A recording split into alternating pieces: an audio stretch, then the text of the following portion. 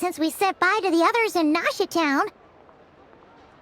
Still no news about Rerir, though. Where could he have slunk off to? If only he was gone for good. But with all the trouble he stirred up before, there's no way we've seen the last of him. Hello! You must be the traveler in Paimon? Mr. Flynn's has been looking for you. Unfortunately, there's been a serious wild hunt attack over at the quarry. He thinks it's time to regroup and figure out a plan. The wild hunt? Oh, uh-oh. We better get over there, right away! Come on, let's go!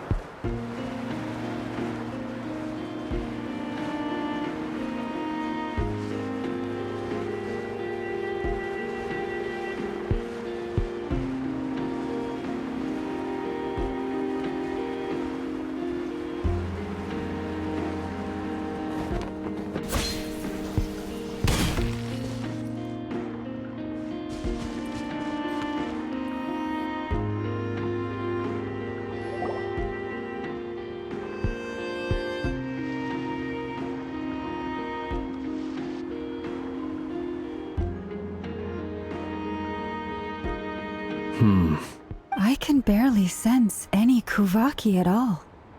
This whole area feels like a soulless husk. Looks like his appetite truly is insatiable. As if the power of that energy cannon wasn't enough. He's not seriously still getting stronger? What's his endgame here? Everyone's here already. We've all been on high alert since we split up a few days back, expecting Rerir to strike again. But it's like he just vanished into thin air. No one has seen him nor found any trace of his presence. That is, until this morning, when a ratnik found signs of wild hunt activity while out here on patrol. As you can see, the crystalline itself is physically intact, but the Kuvaki it contained is all but completely diminished. And we're sure that Rerir did this. Who else? He's the only one who could pull off a stunt like this.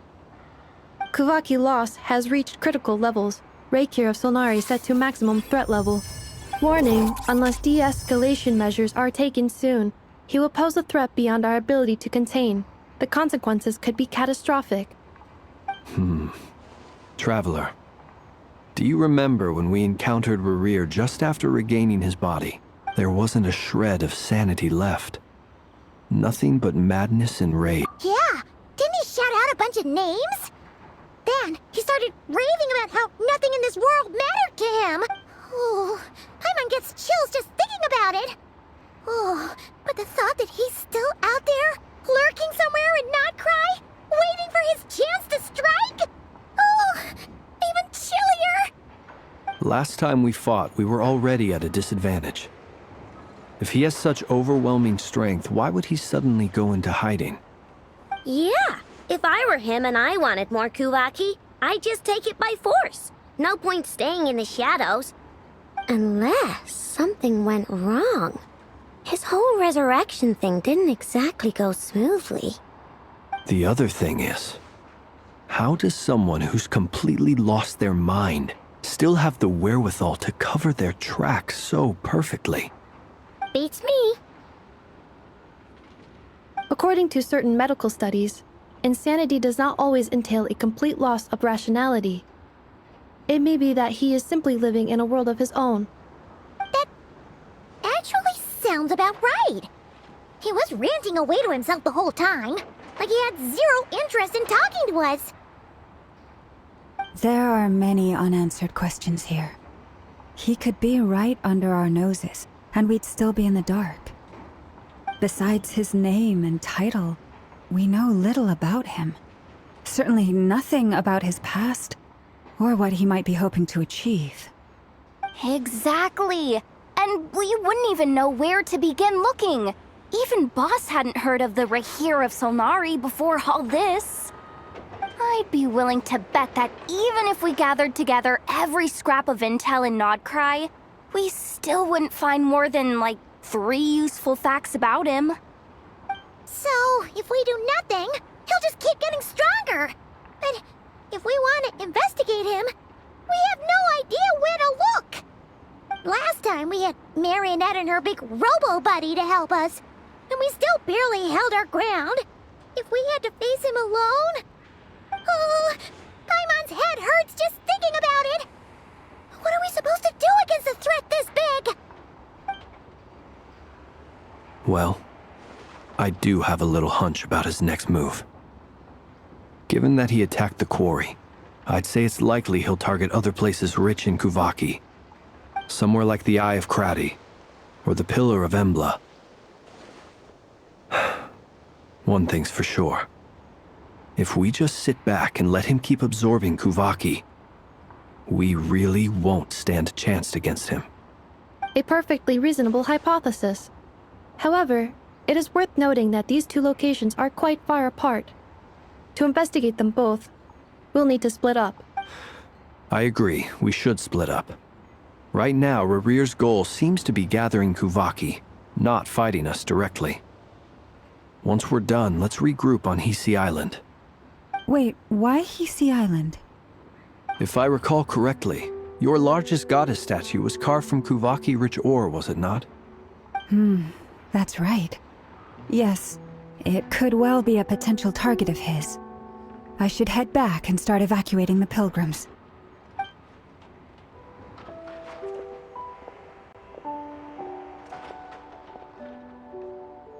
Splitting up's always gonna be risky. But I guess we don't have much choice, right? We're in a race against time here. And if we do run into Rerir, what then? That's when you follow the 3rd rule of treasure hunting. Run like the wind. Didn't you say the 3rd rule was go with the flow? I don't know. Did I? Anyway, whatever. In this situation, go with the flow means go find backup. Agreed. If anyone finds so much as a trace of Rerir, do not pursue him. Get out of the area and alert the rest of us as soon as possible. We need to put safety first. All right, we'd better get moving. Come on, Anefa, let's go.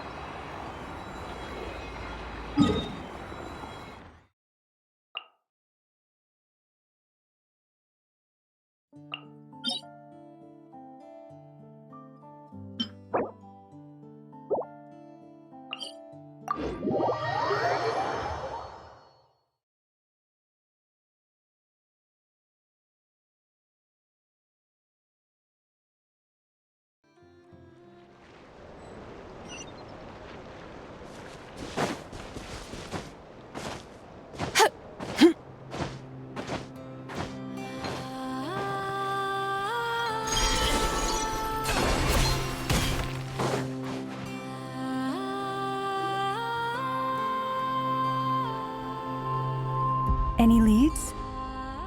Nope. Diddly squat. No clues to where he might be hiding. It's like he's a goat. It feels like we're sitting on a powder keg that could go off at any second. Ugh, I hate this feeling. I'd rather face him head on than be left hanging like this. So, you guys didn't find anything either? Not loving the word either. How about you, Flints? I questioned a few Ratniki and eventually narrowed my investigation down to one suspicious individual.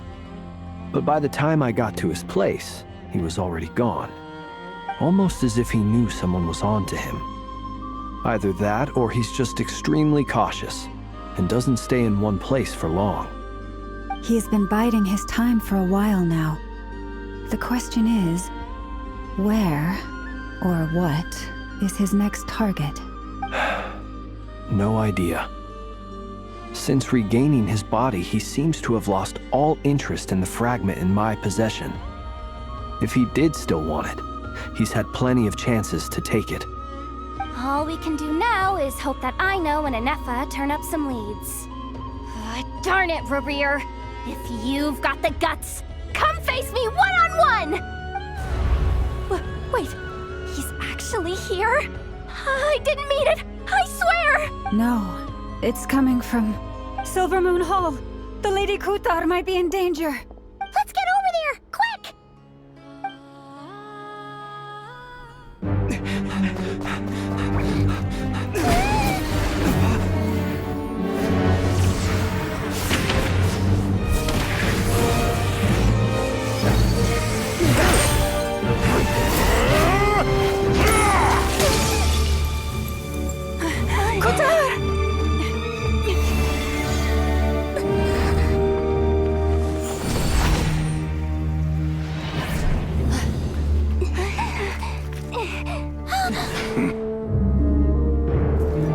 Why is he attacking the damsel elect? What's going on? No time for questions.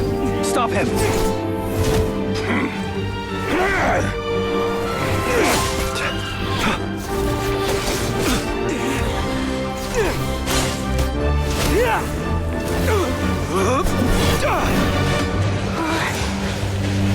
This is insane. Yehuda, get Kutar out of here! On it.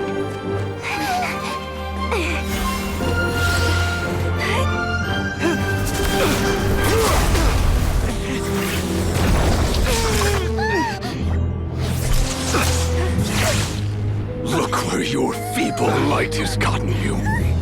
Now you shall plunge into darkness. Felindus, soon I will find a way. Watch out!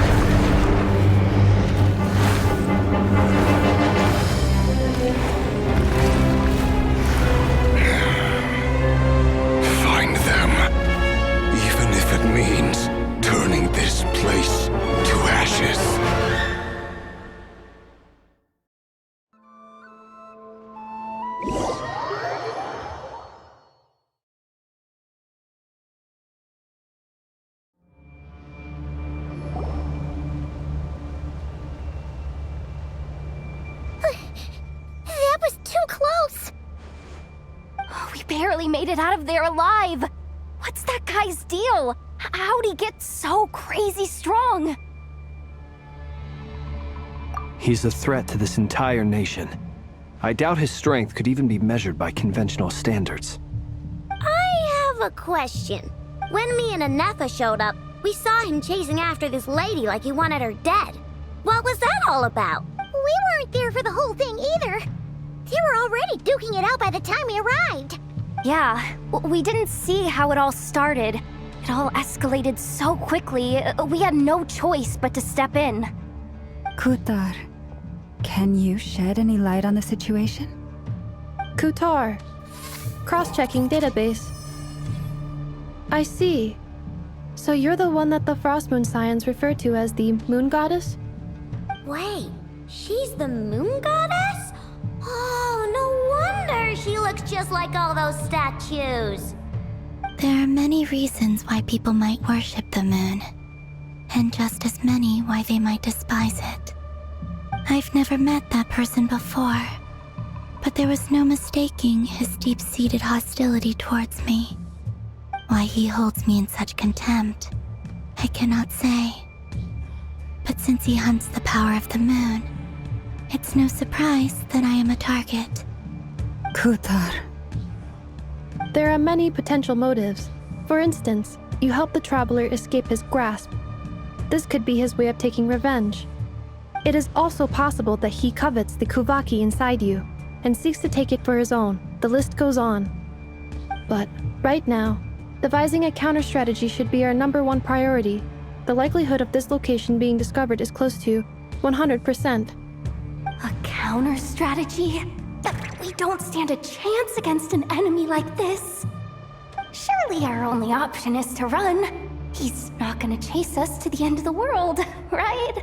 So as long as we can sneak out of Nodcry undetected. No, I can't say that. Come on, Yehoda, this is serious stuff. You can't suggest we all just chicken out. Running is our only option. Huh?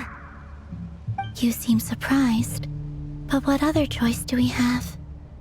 We are facing an enemy we cannot possibly defeat in battle. Well, I mean, yeah, but still. It's not too late. I can distract him, so you have plenty of time to make your escape. Wait, what? You're gonna act as bait? Doesn't that make sense? I'm the one he's after. There's no need for you to risk your necks on my behalf. A coyote doesn't stop for bypassers while it's howling at the moon. What is it, Loma? The Frost Moon Scions have already grown accustomed to life without their goddess. My presence here is no longer essential, and this is not my home, so you needn't ask me to stay. We can't just roll over and let him get away with this. That's not our style. Yeah, we can't just call it quits after everything we've been through together. Besides, she'd pretty much saved my life back there. If I just ditched her now, I'd never forgive myself. We can't overlook that you have saved our lives multiple times now. To talk of returning the favor would be a little crass for my liking. But suffice to say that we are friends, and friends look out for one another. Rerir's true objective remains unclear. Even if we were to sacrifice Miss Kutar, there's no guarantee he would stop. But Kutar, I know why you left the Frost Moon Scions so long ago. It was because people started treating prayer as a form of trade. They would make self-centered wishes, force you to accept meaningless offerings in return, and then expect you to perform miracles for them, as if that were their entitlement. If it were me, I might have walked away too. But I believe that time can change everything, and that sometimes it takes losing something precious to appreciate its true worth. After much reflection, I've realized that this was never about whether the Frost Moon Scions need you. Any relationship based on need is purely transactional. What I truly hope is that you'll choose to stay, not out of obligation, but as part of our family. You were born here, and now you've returned. Who knows? Perhaps it was the moonlight that guided you home. thank you, Lauma. But my power is on the wane. I'm afraid I will be of little use to you now. Very well then. I'll do as you say. Both times you saved us, we were transported across great distances in an instant. Is that one of your powers as the Moon Goddess?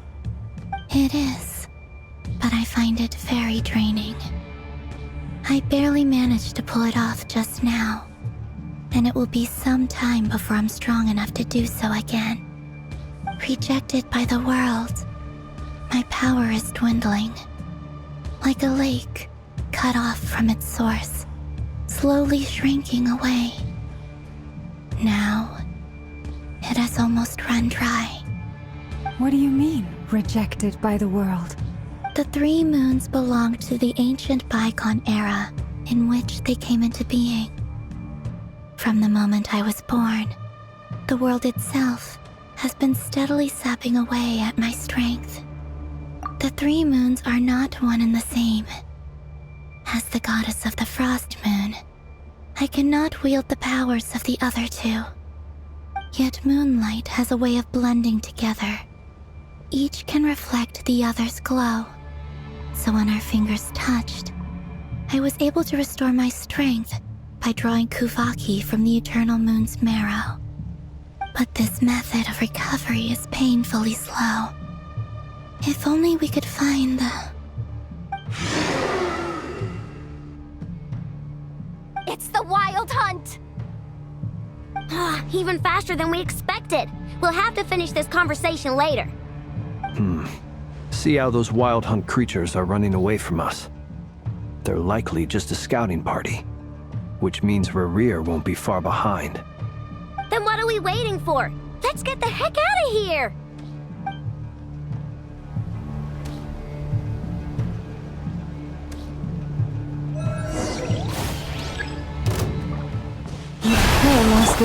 Defensive mode engaged. Good luck! Flash attack! With one heart, Oh, they just keep coming!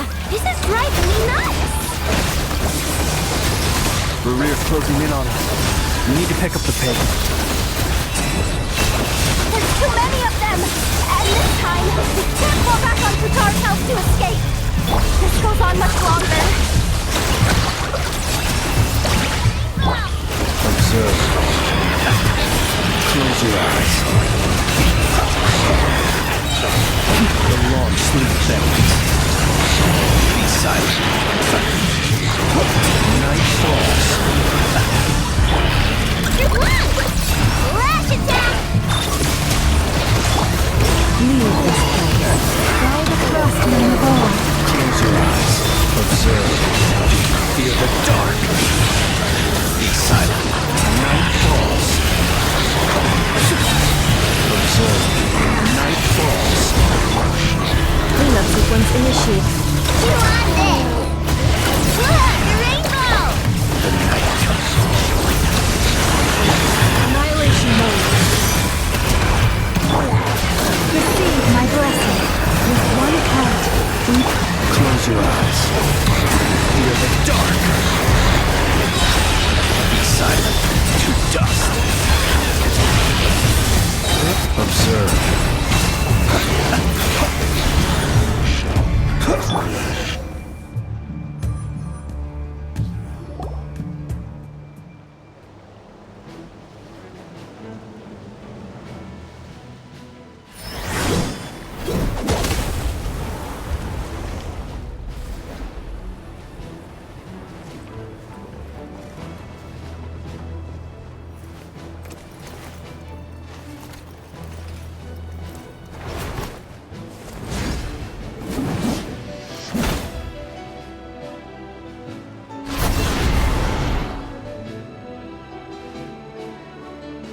What's the matter? Bit off more than you could chew? How are you? Uncle Varka! You're back from Amsvartnir? Oh, you're Varka? Grand Master of the Knights of Favonius? We could save the intros for later. Right now, let's get you all out of this hellhole. Follow me. I know somewhere you'll be safe. Oh, is that where I think it is? That's the one. Come on, move! There's no time to waste.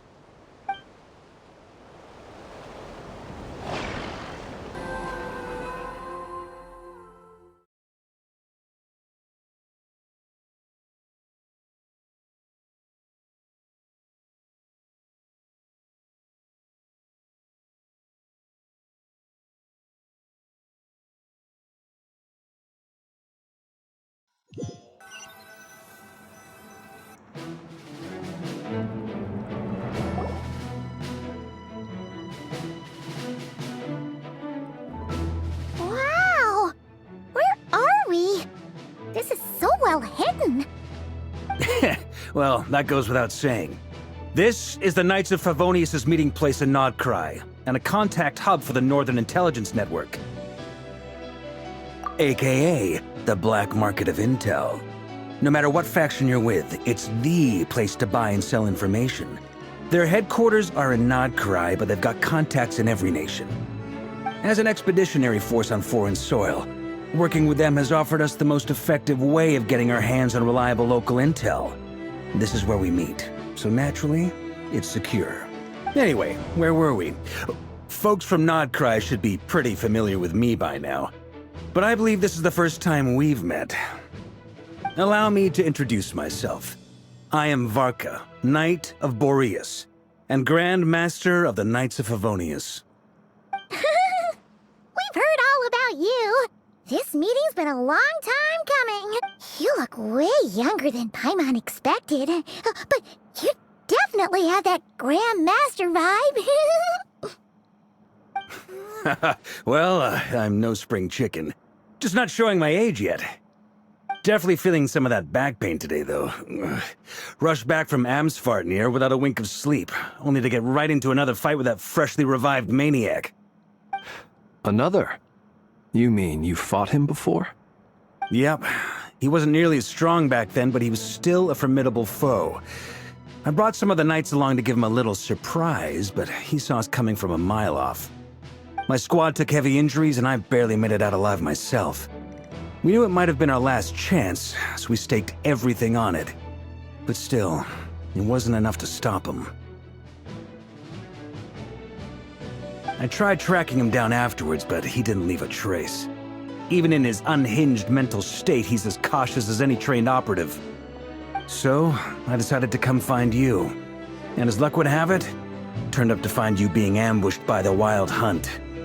The rest, you already know. Is that why he's been frantically absorbing Kuvaki these past few days? Because he sees you as a threat? Maybe I'm part of the equation, but even if I weren't, I'm sure he'd still be gathering power. He's clearly working up towards something. Note to self, Uncle Varka's strength rating officially upgraded. Guess it's my turn to ask questions now. So, what exactly has been happening in Nodcry? Why has the Wild Hunt returned in humanoid form? And why is it after you? That's a long story, but I'll try to make it quick.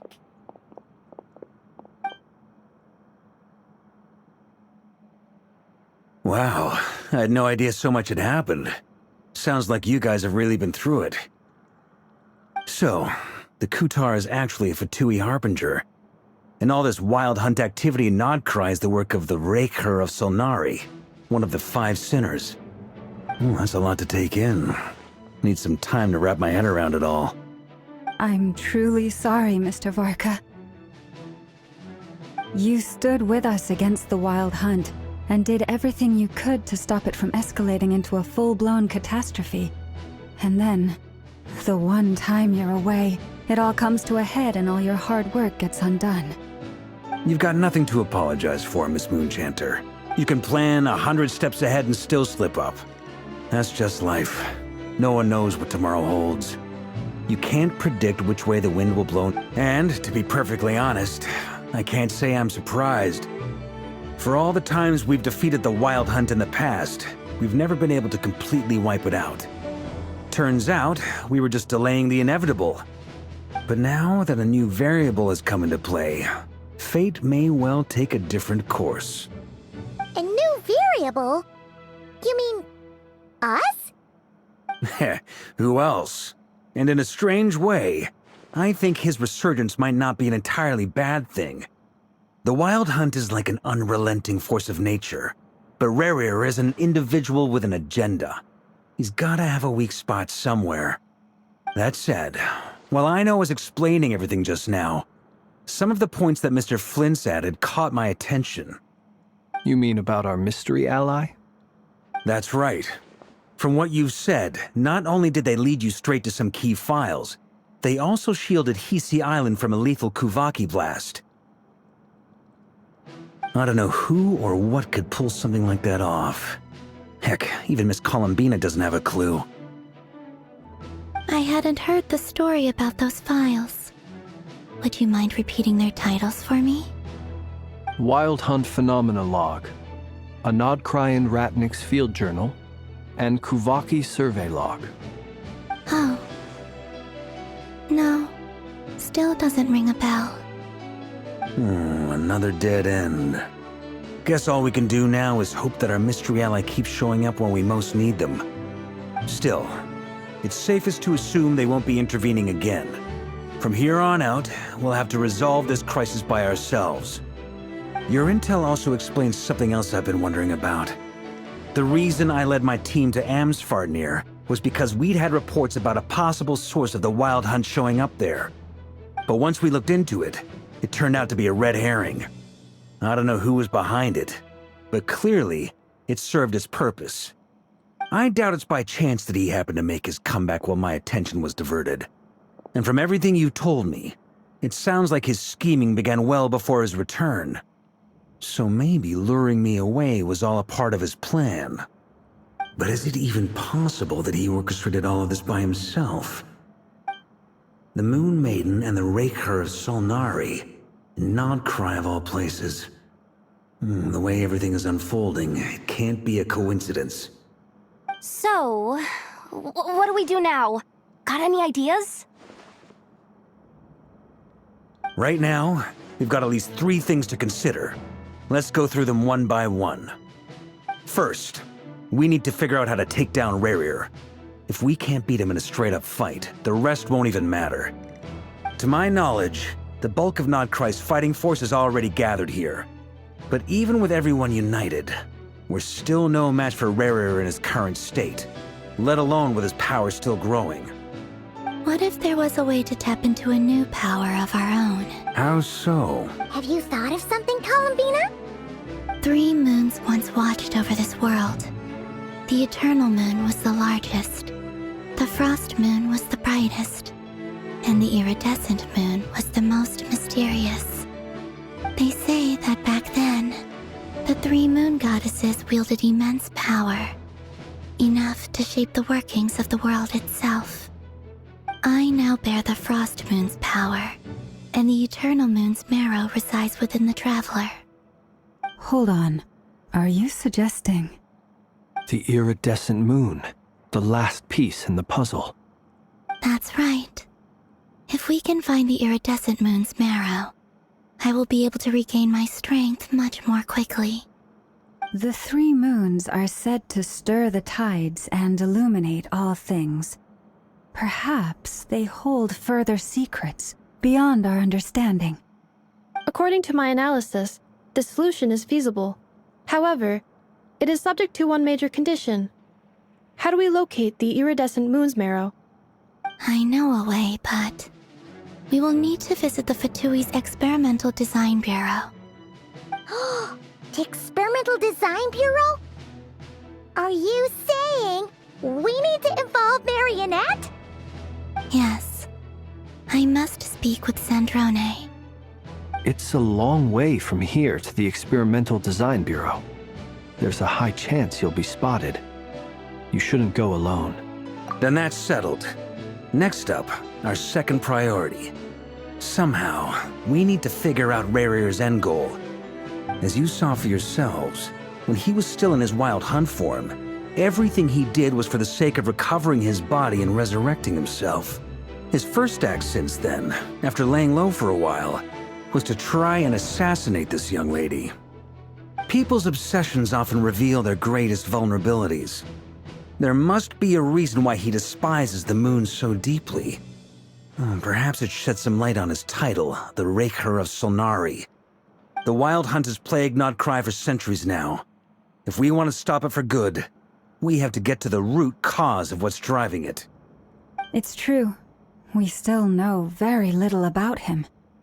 If Kuthar hadn't given us that lead, we wouldn't even know his name. But where would we even start? I doubt even the Intel Queen of Nodcry has a clue, and she has info coming out of her ears. Oh? That's a rather hasty conclusion for someone who's so painstakingly meticulous when it comes to dealing with machines. Ah, she hurt me!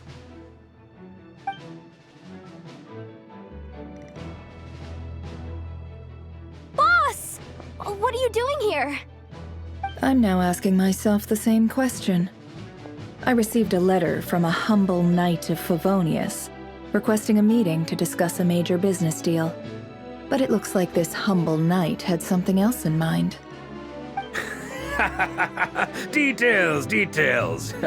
Miss Neffer, the important thing is that you've arrived at the perfect time. Since his failed ambush, I've been racking my brains trying to come up with a plan to fight Rerir.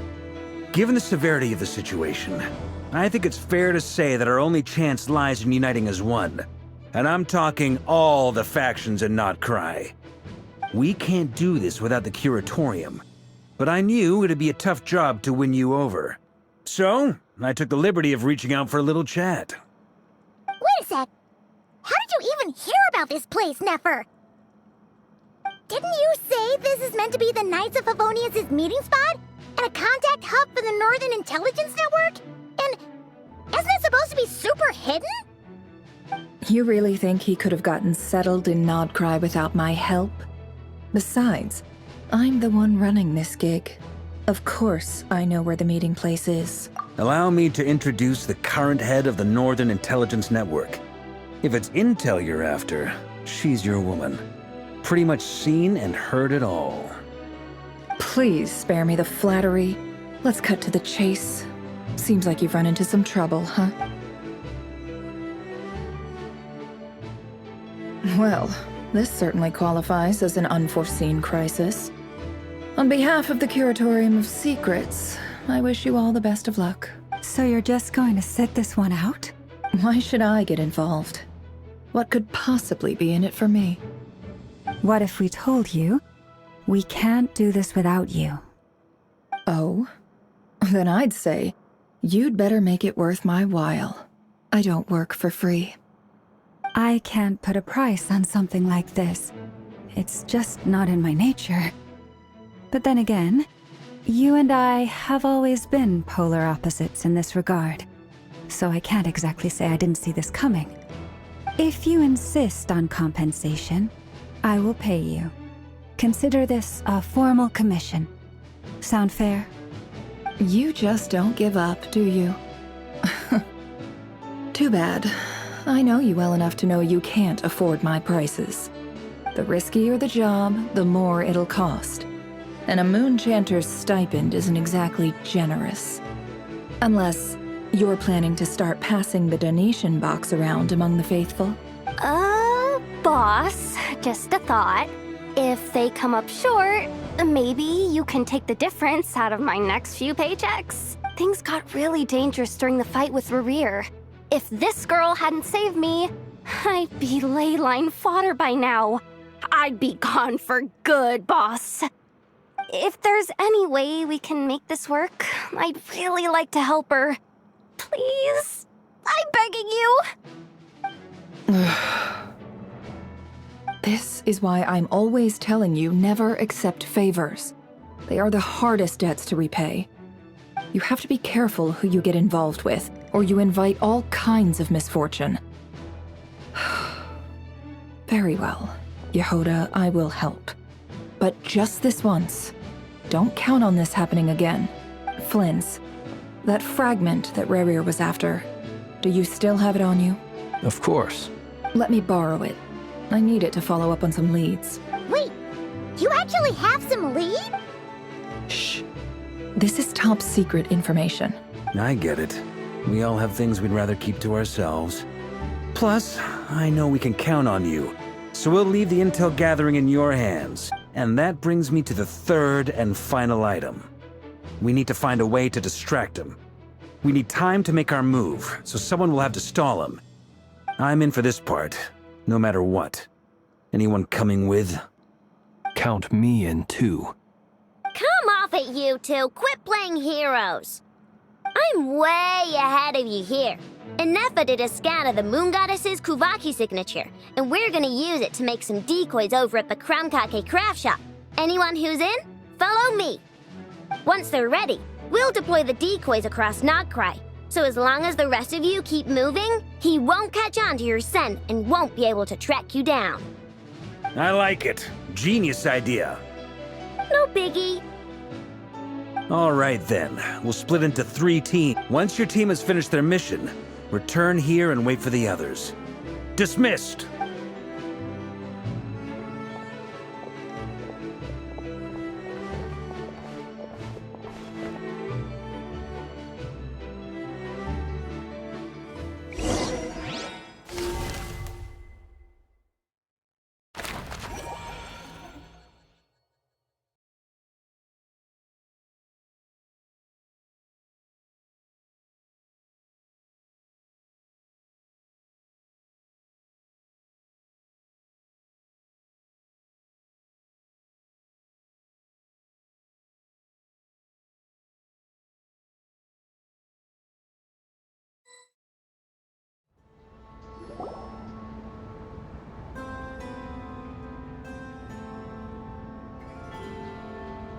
Lady Damselette. Wait, and you two? What are you doing at the Kuvaki Experimental Design Bureau? We've been doing our best to mind our own business lately. But if you're just gonna waltz up here like this, you're seriously pressing your luck. Don't blame us for doing what we have to. Huh! You really think that's gonna scare us off? We're not looking for any trouble. I just want to see Zandrone. Do I need to remind you that you're still a wanted fugitive for deserting us? Out of consideration for our former ties and the crisis we're all up against, we'll let you leave in one piece. But don't even think about trying to get inside. Let them in. But... Are you going to make me repeat that? no, my lady. Zandrone seems to be in a good mood. Must be maintenance day.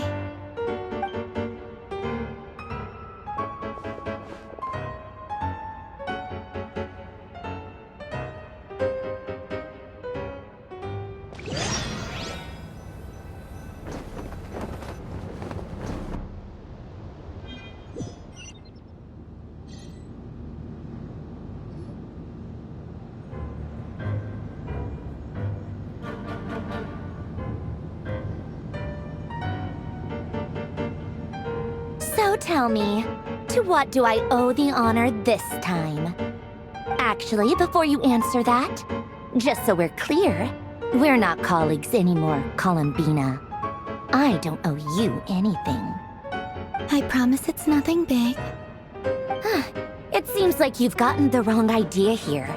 The only reason I let you in was because I was bored.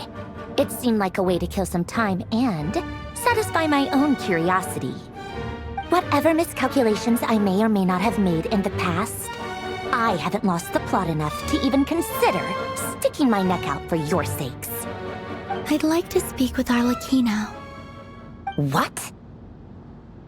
Huh? You mean the knave? I'd like to speak with Arlechhino. Is she in Nogcry? No, she's not. Once the work on this facility was completed, she went back with the Rooster and Rerir. The only ones in Nogcry are me and... What is it you need to speak to her about anyway? Rerir is hunting me. If I'm going to face him, I must first retrieve the lost moon.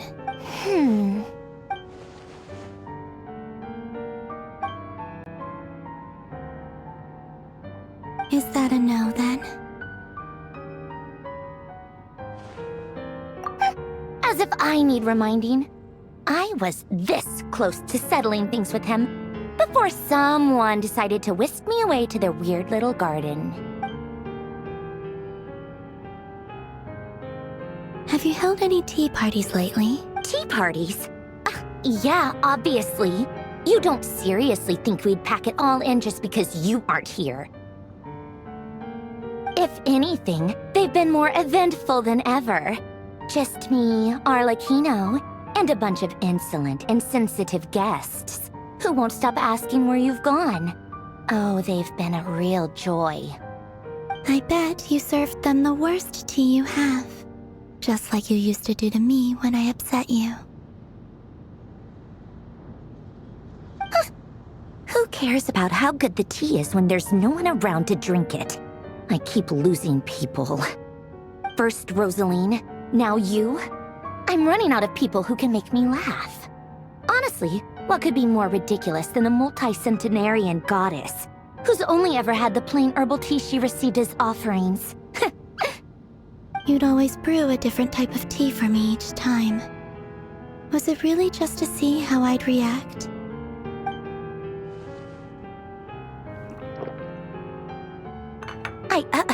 Well, duh. Why else? Watching you squirm was practically my only form of entertainment.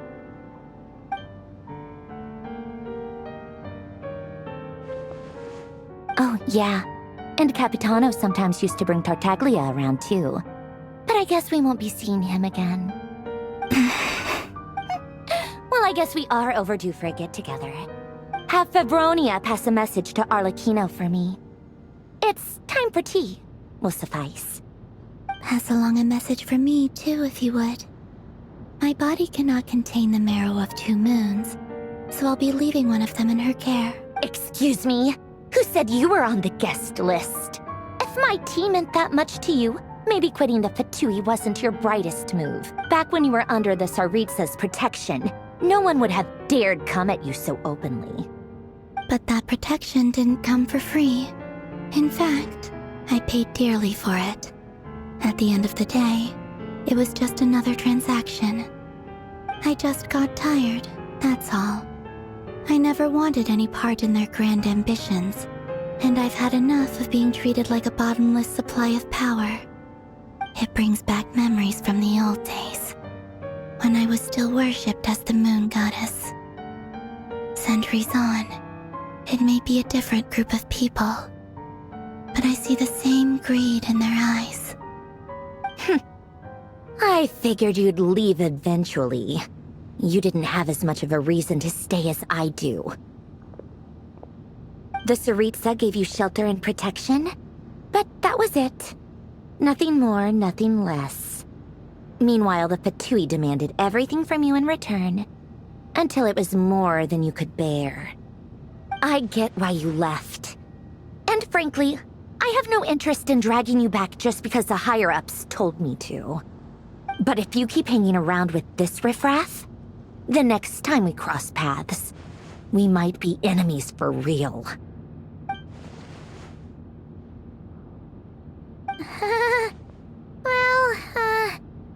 Guess that's our cue to leave. That might be your plan. But it sounds like someone else wants you to stay a little longer. Huh? What do you mean? See for yourselves.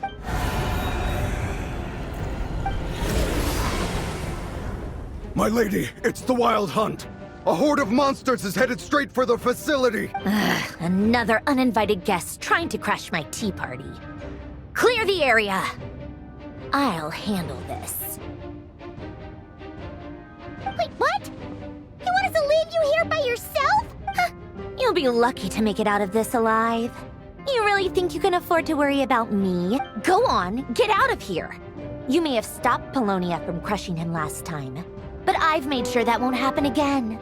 The entire Experimental Design Bureau is rigged for war. Stay and watch if you want, but it'll be at your own risk. You're not flagged as friendlies in the weapons system. Don't tell me what to do! Look, if you're leaving, make it quick, or you'll just get in my way. There's a secret passage on the 2nd floor. It'll take you right to the plains out back. Stare all you want, Colombina. You're not getting another invitation to my tea party. I know. But thank you anyway, Sandrone. This is exactly why you shouldn't hang around with those people. All their melodrama and sentimental nonsense is rubbing off on you.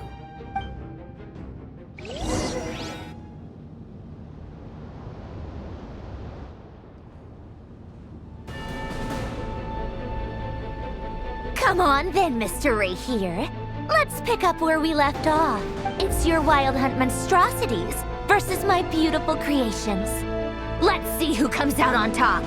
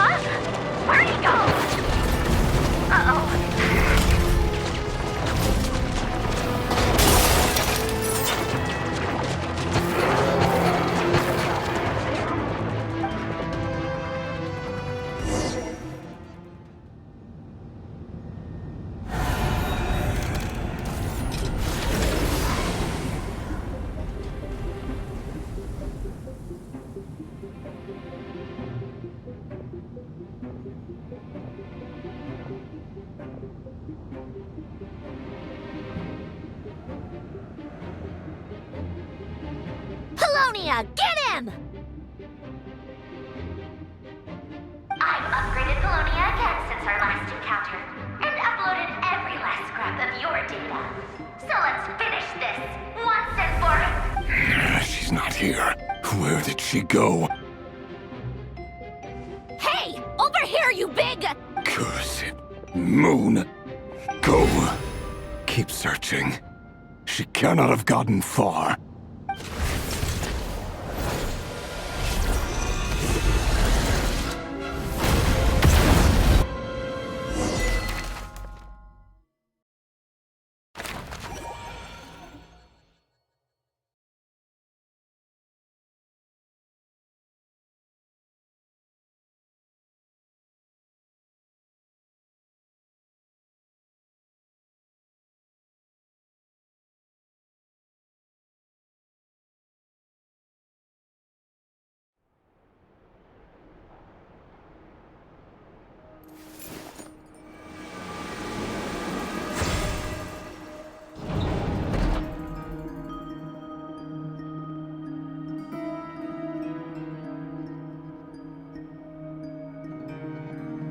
So this is your method for investigating Rerir's past? It almost looks like some kind of ceremony. Good deduction. But it's quite a different affair from what you're used to with the Frost Moon Scions. Whoa! First time I've ever been in here. Boss always said it was off limits, so I pictured some kind of creepy dungeon. But it's actually kinda nice. Oh, I guess this must be Sumero decor? That's where Boss is from. And that nice shopkeeper who sold me my treasure compass. I'm not sure exactly what you've got planned, but it looks like you're all set. When do we begin? Whenever we wish. But for some reason, I've got a feeling this isn't going to end well. I've never faced Rerir myself, but from what you've told me, his power is beyond anything I could imagine. I, on the other hand, am just an ordinary businesswoman. Our paths should never have crossed, yet here I am, forced to make an enemy of him. If you ask me, you're about as far from ordinary as it gets. So what are you saying? You're getting cold feet? Once I take a job, there's no backing out. Still, I have to ask myself if the power I'm relying on will even work on an opponent of this caliber. And also how to make sure I come out of this alive if things spiral out of control. Death is the one thing we can take for granted. It is the great equalizer, however fortunate or unfortunate we may otherwise be. So it's important to consider how to spend what lifespan we have left. Come on, boss. Lighten up. Quit talking about death. It's bad luck. For once, I agree with you. When you're up against a foe like Rerir, there's no such thing as being too prepared. Is there anything I can do to help? That won't be necessary. I've already made up my mind. Time to cash in a precious favor I've been saving for a rainy day. Yehoda, I need you to find someone for me. The sooner the better. Find who? That shady merchant who sold you an overpriced treasure compass the other day. Come on, boss. You're pulling my leg again. In what way is she shady? She showed up when I was completely lost and sold me a neat little gadget that was exactly what I needed. Trust me, she's a good person. Anyway, I know who you're talking about. Don't go anywhere. I'll be right back. Quit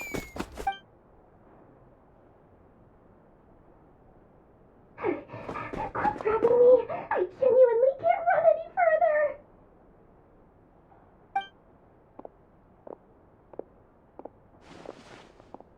Hey, aren't you? What is it? What's the big rush? You dragged me out of a dream where I was literally swimming in Mora. I'm charging double my usual attendance fee. See, look how easygoing she is. After that rude awakening, she could have completely snapped at us. But instead, she kept it together and just asked for an extra fee. Dori Sangama Bay? I never would have pictured you two doing business together. If you want to make it big and not cry, it's all about connections. young lady Nefer just so happens to have a lot of intel that interests me. And she also did me a big favor in the past. It was back when I first arrived in Notcry. My trusty assistant, the genie in my lamp, had an adverse reaction to the Kuvaki and fainted. And wouldn't you know it, that's when I suddenly find myself in a life-or-death situation. Good thing my compatriot was there to swoop in and save the day. I've been giving her a 30% discount off all of my goods ever since. Now, so that no one here feels left out, I'm willing to extend a 20% discount to fellow friends of Boss Nefer.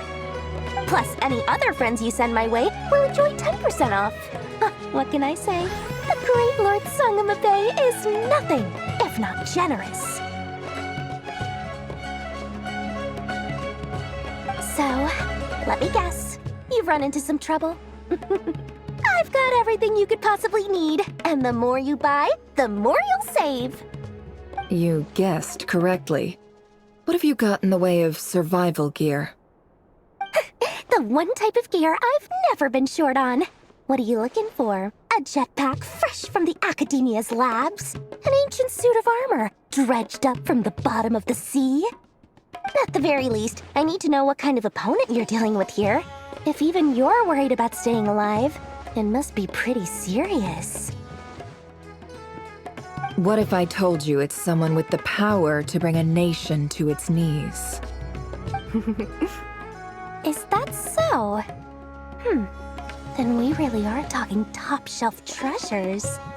I don't have anything like that in stock right now. I'll have to ask my supplier. Your supplier? A powerful woman, make no mistake. I can't reveal her identity, but luckily for you, I hear she's planning to visit Notcry in the near future. If you're willing to wait, I can ask her when she's here. Can't say exactly how long that'll be, though. Then, let me put it another way. What would you do if you encountered an enemy like that? Roll over and serve yourself up on a silver platter? Of course not. I have a handy little trinket from one of my generous suppliers, which... Hold on. What exactly are you getting at? No, this is for my personal use only! Let's just say I'm borrowing it, all right? Just for insurance purposes. You'll get it back later. Favors are the worst kind of debt to owe, and now you've got a chance to repay one. A win-win situation, don't you think? Fine. You can borrow it for 5 days. No, make that 3. And for every extra hour after that, I'm charging you 1 million mora. Deal? Deal.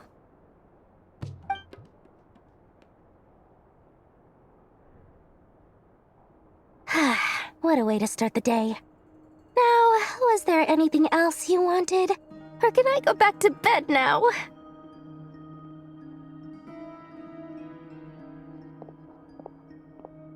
That will be all. Take care now. Don't trip up on your way back, friend. See you later! You're my favorite shopkeeper.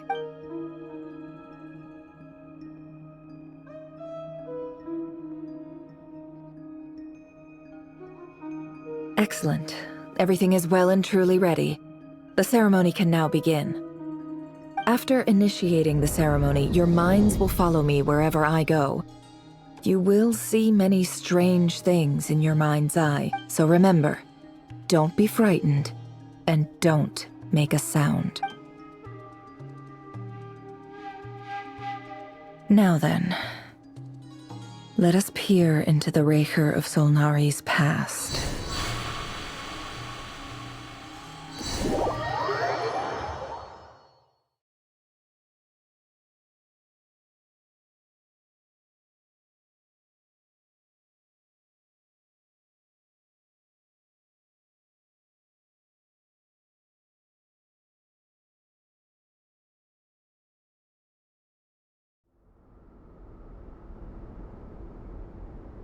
I made it.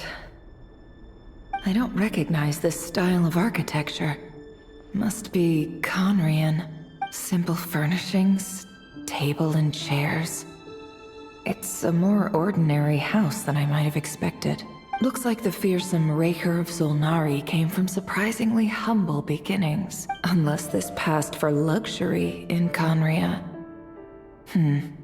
Unlikely. It was said to be a very prosperous nation in its heyday. Anyway, I'll keep exploring.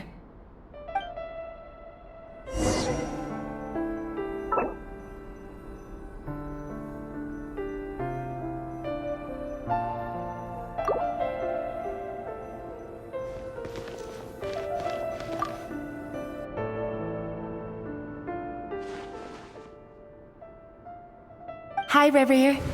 Since you're working extra hours tonight, I thought I'd keep myself busy by checking out that new kebab shop. I've heard good things about their menu. I'll test it out, and if it's as good as everyone's saying, let's go back together sometime. P.S. New stash from the Universitas Magistrorum. I brought some goodies home. A few teacups and a pin rack. Hope you like them. They didn't sign their name. But they must have been close. Sounds like they were living together.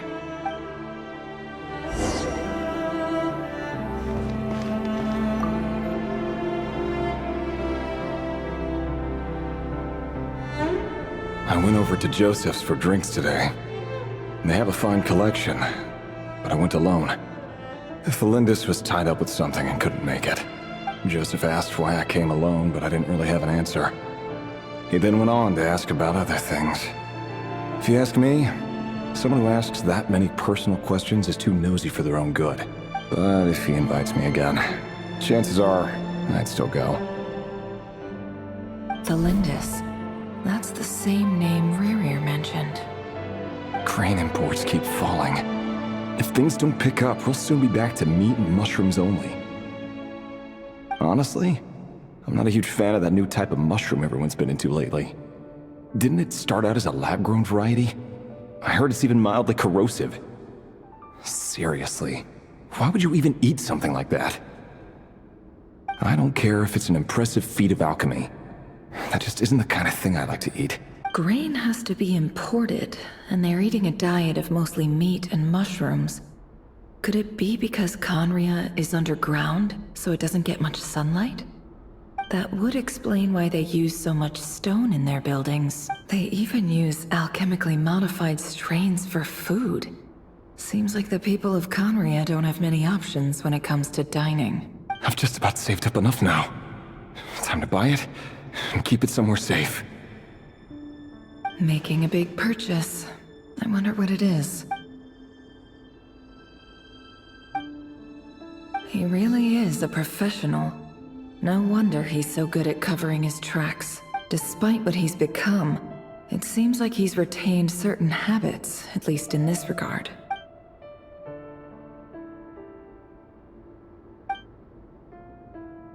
Did Rerir rip it out himself?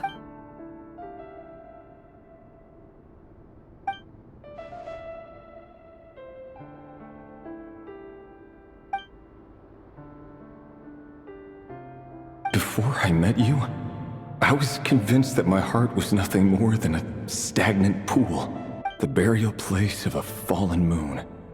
A withered, windless grove where the waters rested forever unrippled. It was you who helped me see that my heart hadn't entirely withered away. That it could still beat to the rhythm of love.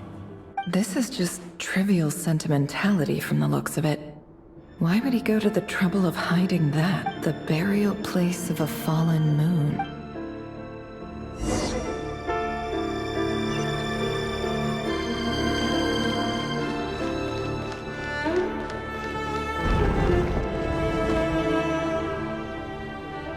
Rerir, over here.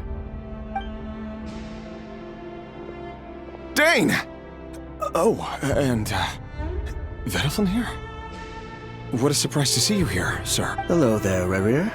You need not address me so formally outside of court. He doesn't get that much free time, so I invited him over for a drink. Even the court prophet deserves a break every now and then, right? Well, I'm flattered. So, what are we discussing today? Hey, don't look at me. As far as I see it, We don't need an excuse to have a few drinks. Come on, don't give us that. Didn't you say you were about to pop the big question? How's that coming along?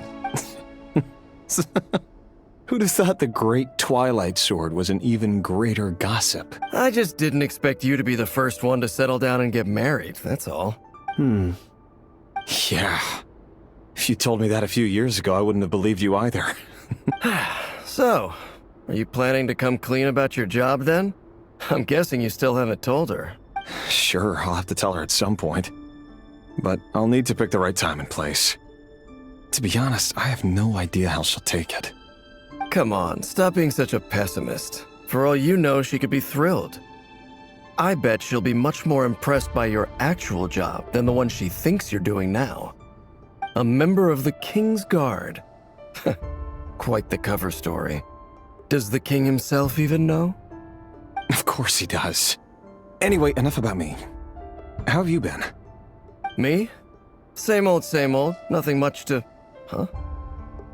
What's up, Fed? It's nothing. Vedifulnir, Dainsleif's elder brother. Renowned throughout the court of Conria as the Visionary, and said to possess a wisdom far beyond the reach of any ordinary man. And yet, despite the gulf between us, he seems to have something to say about me. Does he even know me? Does he see me as a friend of his brother, or just another of the Vinster King's blades? Why did he react so strongly? Was it really to do with what we were talking about? Brown, curly hair and brooding blue eyes. So this is what Rerir looked like back in the day. Perfectly normal. No different from anyone else. As frightening as this monster is in the present, there's something even more unsettling about seeing the human he used to be.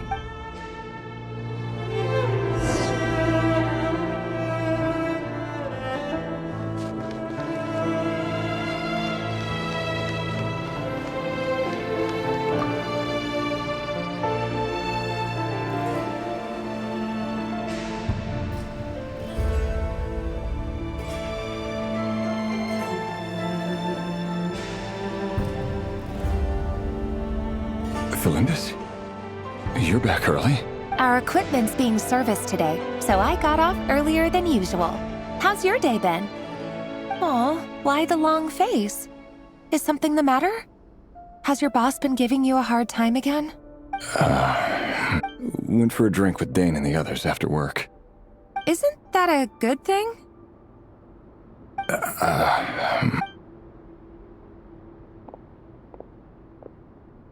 Vedifulnir showed up today, too. You know, Dainsleif's older brother. Ah, Mr. Vedifulnir. Yes, I've heard of him. They say that everything he says ends up coming true. He overheard Dainsleif mention that I'd recently proposed, and seemed to have an issue with it. But when I asked what it was, he kept it to himself. So, you're worried? You can be such a child sometimes, Rerir. We're nobodies. Why would the Visionary be concerned about us? I'm sure someone in his position has much bigger fish to fry. Maybe you're right. You worry too much, Rerir. We've been together for ages now, and everything's been going so well, has it not? You've even proposed to me. So, you do remember. Tell me then. What's your answer? Like I said, I need some time to decide. You can't just rush into things like this. We may be nobodies in the grand scheme of things, but if we want things to work out, we've still got to plan ahead. All right. Take your time. Just don't keep me waiting forever. Nobodies. Sounds about right. In the eyes of people like Vedifulnir and Dainsleif, what do we matter? Can someone whose gaze is so fixed on a far-flung future even see the present clearly? Besides, the dynasty's fate rests with the king and his inner circle. Whatever I do, it won't make much difference. Meanwhile, every idea they come up with, every decision they make, it affects everything. These days, the king is lost in his research, and the purge of the Crimson Moon bloodline grows ever more intense. The opposition tried to speak out, but nothing came of it. And I'm under no illusions as to why. Because we eliminated them and got rid of their bodies. A man can have 1,000 reasons to carry a sword, but there are few good excuses to use it. Yet the king has never even considered a gentler approach, and he never will. What becomes of someone who kills on another's behalf? Can he ever find true peace?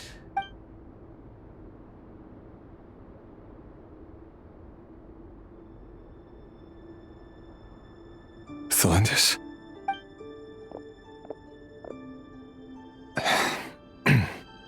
It's nothing. You were right. Fate has never smiled upon nobodies like us. But by the same token, it's unlikely to bear a grudge against us either. There's no reason we can't keep living happily together, cherishing the simple joys of each day as they come. See? You just need to stay positive, Rerir. I can feel your warmth, your breath. You're right there, right by my side. Just seeing you makes me happy in a way I can't explain, and that's something that no one could ever take away from me.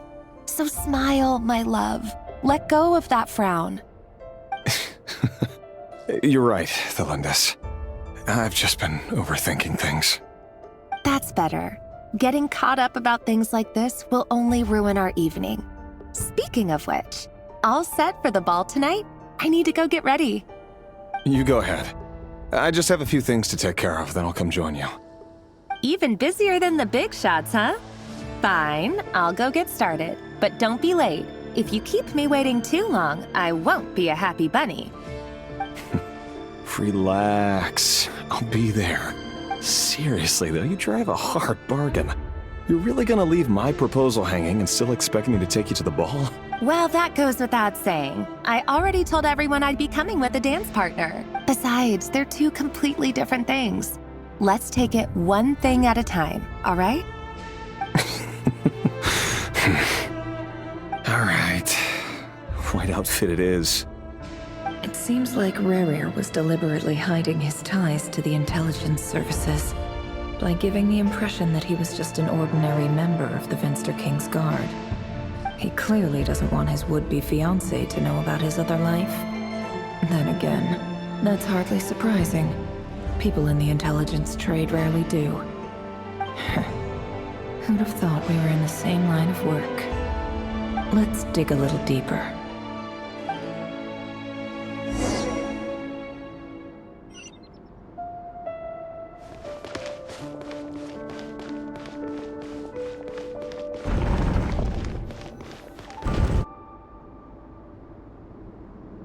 Our last operation was a resounding success, and all thanks to you, Rerir of Solnari. In total, we apprehended 32 dregs of the Crimson Moon, and 67 accomplices. After all these years since the dynasty's fall, so many of them still linger on. Indeed, it cannot be denied.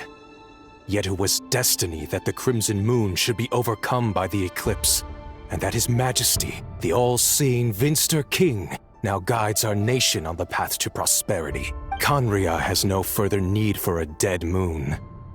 But alas, there will always be those who refuse to see the truth, choosing instead to romanticize the past. That's not entirely true. Much about the Crimson Moon era was worthy of remembrance, and that's exactly why they keep trying to see it restored. Many of its secrets remain unsolved to this day. As it happens, that's precisely the field of study my partner is devoted to. You still haven't told her what you really do for a living. Where would I even start? How do you tell someone that you're one of the king's hand-picked executioners? That your hands are steeped in blood? You didn't choose this life, any more than I did. Orphans like us don't get a say. But I'll sure as heck be the one to pay for it. Speaking of which, we need to be more rigorous in the way we identify direct descendants of the Crimson Moon. Someone, it seems, has strong opinions about my future plans. Most likely my marriage in particular. I have a feeling that we may soon become targets of the Crimson Moon's retribution. Your concerns are not unfounded. They've taken out many of our colleagues these past few years, and for that very reason. These are no helpless lambs we're leading to the slaughter. Take care, Rerir of Solnari. I look forward to toasting you at your wedding. Thanks, Thorkel. You look after yourself, too.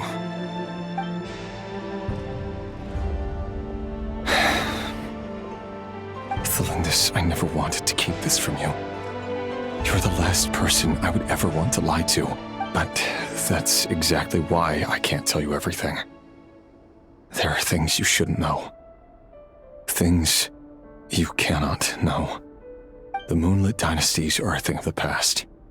Yet even now, with the sun shining high in the sky, there are those who would call forth a dead moon's ghost. Could that be why Vedalfnir held back? Or was it because of some court secret he's not at liberty to share? I have to get a clear answer from him. No matter what happens, I will protect Thelindis. Rerir seems to be very concerned by Vedalfnir's reaction. Vedalfnir and Dainsleif, the Visionary and Twilight Sword. So that's what they were really like. I've investigated this whole area now. There doesn't seem to be any other memories here. Should I try somewhere else? Wait a second. What's this black smoke?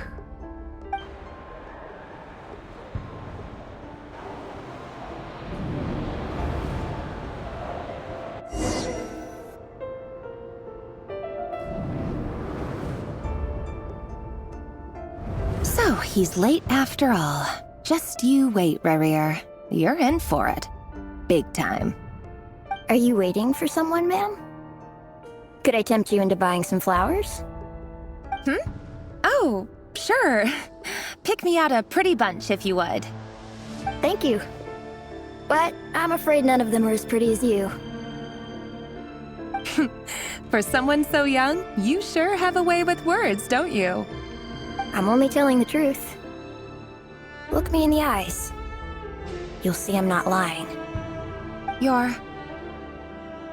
May we have a word in private? Who are you? And what do you want? It doesn't matter who I am. Too many of our kind have fallen lately, so I decided to take the risk of reaching out.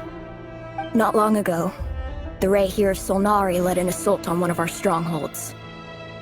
We suffered many casualties, and many who came to our aid lost their lives as well. Sorry, I don't know why you're telling me this. And I don't want to get involved. Wait, hear me out. This time we finally got a clear look at his face and learned his true identity. His name is Rerir, and he claims to be one of the King's guards. What did you say? A cruel irony, isn't it? The man you're set to marry leads a double life as a brutal executioner. But surely, you must have caught a whiff of the blood on his hands. Why are you telling me all of this now? Simple. It's because... How strange. Rerir was nowhere to be seen in that memory. It clearly belonged to Thelindis. Rerir couldn't possibly know what happened if he wasn't even there. Why would her memories appear in his fragment? The ceremony won't last much longer. I think it's time to call it a day.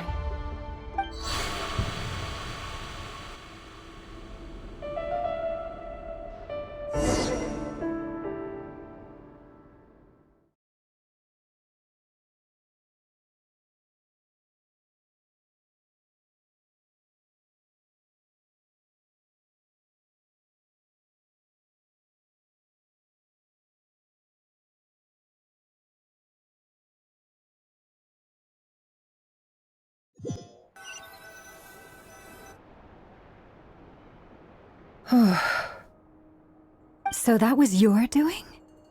Did you just pull us inside Rerir's fragment to spy directly on his memories? Any more questions, and I'll have to start charging. I had no idea you could do that, boss! Seriously, that was amazing! We're not worthy. We're not worthy! I gotta admit, though, I'm itching to see what happens next. Feels like we barely scratched the surface. I'm just as curious as you are, but the ceremony only allows for limited time inside. That's all we can see for now. Luckily, we managed to learn quite a lot. So far, so good. I just hope the others are doing okay too. Especially the group with the Traveler. Their mission is a risky one. Let's hope it's all going smoothly. If you're worried about them, go see how they're doing. If I know boss, she's gonna need some time to write up all the details and make sure it's all coherent. I'll stay behind to lend a hand, but feel free to head back and meet up with the others.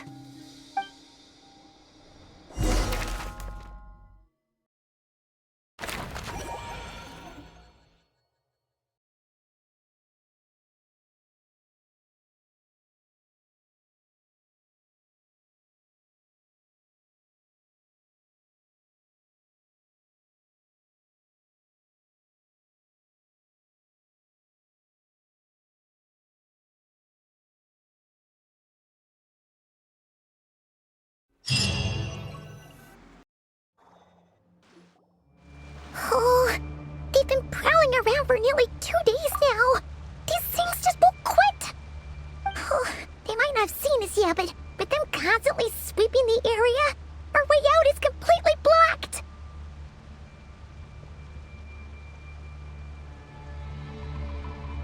Oh, that's never gonna work.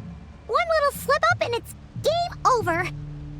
If they spot us, they'll run straight back to Rerir, and once he knows we're here, it won't be long before he's breathing down our necks again. Oh, guess you're right. All right, time to zip it.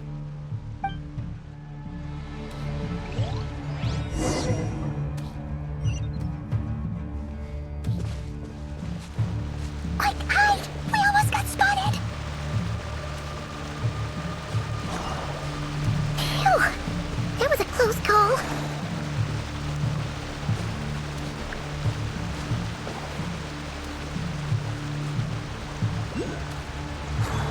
Watch out! They're coming this way!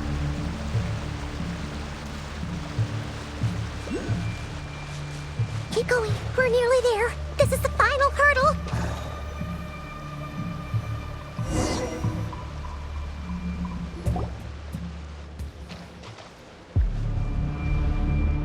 Oh, there's no end to these things!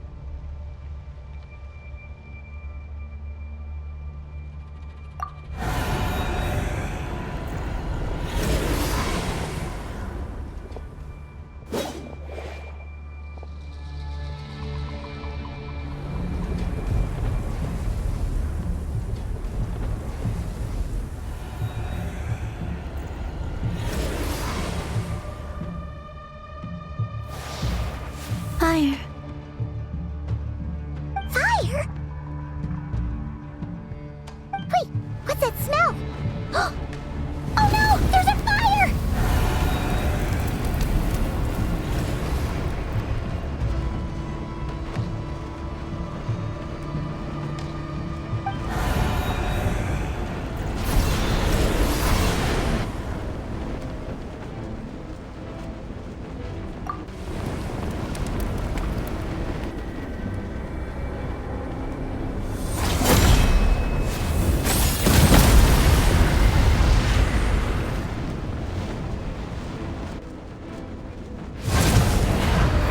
Sandrone was right.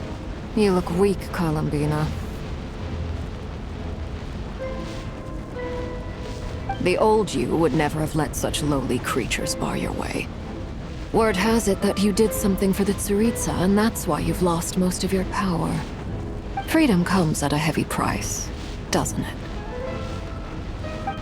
It's Arlechhino! You came! Hello again, Colombina. And greetings. Guests of the House of the Hearth. It's been a while, Arlechhino.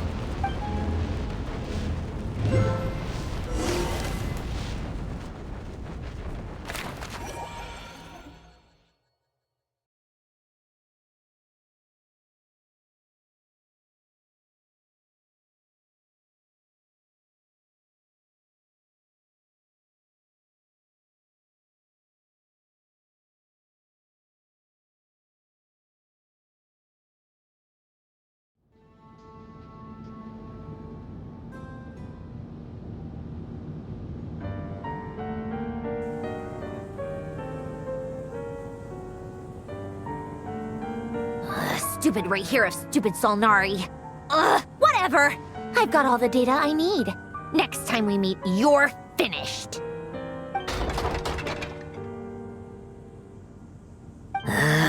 He sure doesn't pull his punches. Excuse me, do you need a hand? You can do me a favor by staying out of my way. Can't you see I'm busy? Wait a minute. I recognize that voice. Hello, Miss Sandrone. Father sent us over to help. Huh. How considerate of her. Hey, Fremine, get over here and help me fix this. Lenny, you do your thing. Just keep your sister away from my machines. Nearly every machine that Catgirl touches ends up going haywire. Go put her on cleaning duty or something.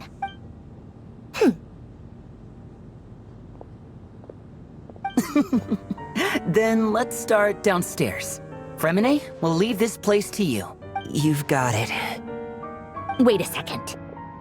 Pretty sure there's still some tea in the cupboard. If you want some, you'll have to make it yourselves.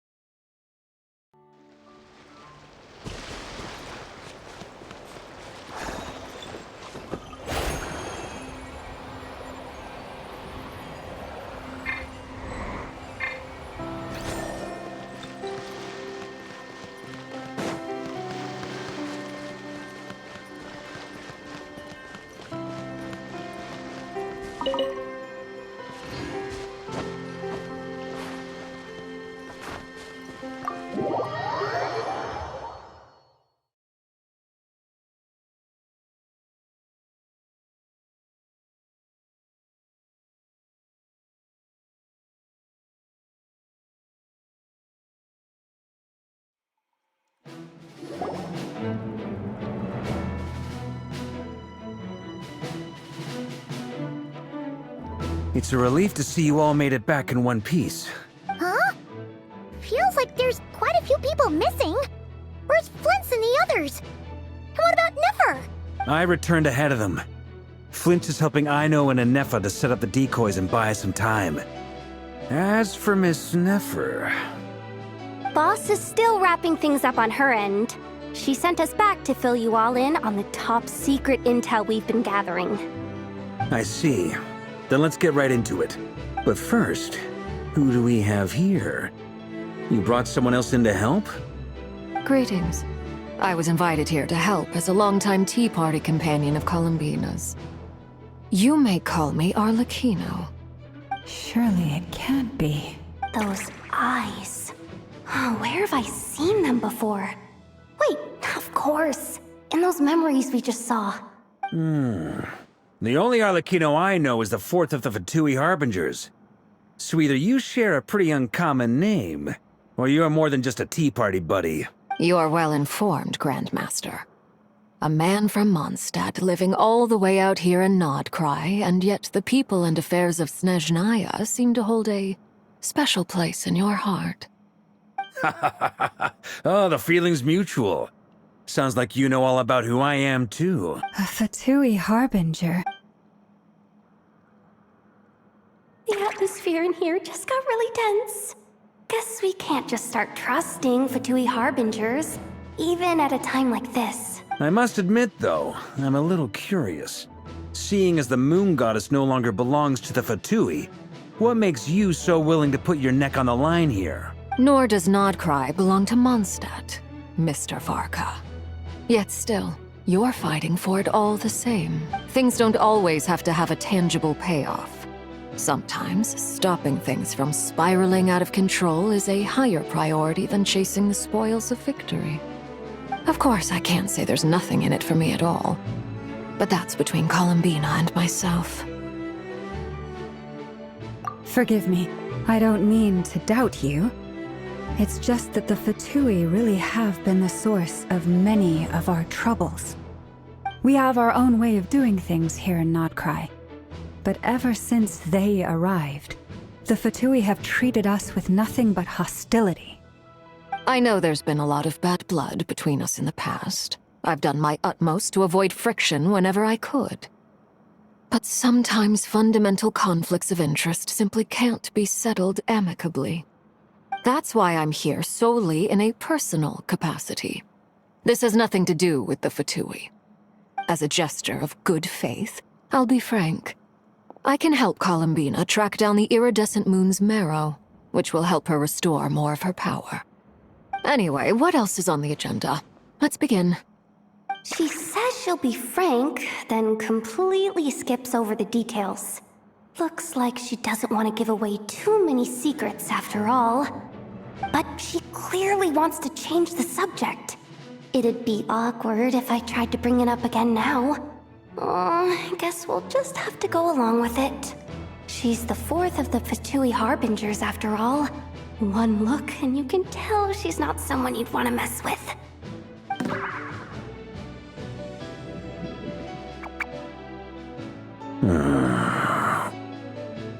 Well, since Miss Arlechhino sounds confident in her ability to handle that, we'll proceed to the next topic. Yehuda, time to share that top-secret intel. Alright, listen up everyone. First, we now know that Rerir was originally a Conrian secret agent whose primary mission was to hunt down and assassinate the so-called Dregs of the Crimson Moon. The Dregs of the Crimson Moon? Mm-hmm. In the memories, there was a lot of talk about the Crimson Moon and Eclipse, and a whole bunch of other stuff from the time of Conria.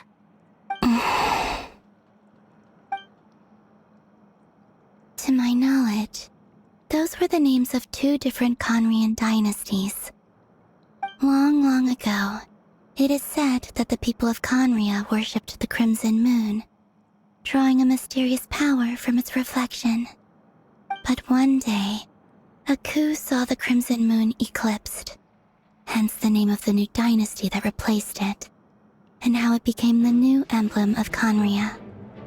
Still, long after the Crimson Moon dynasty had fallen, the last ruler of the Eclipse dynasty, the Vinster King, still coveted the secrets it left behind. So, he sent the Rerir of Solnari to secretly hunt down the Crimson Moon's few remaining followers. In those days, Rerir showed no signs of madness. In fact, he was as normal as any other person. Oh, and he had a fiancé, or at least a would-be fiancé, called Tholindis. What's the matter?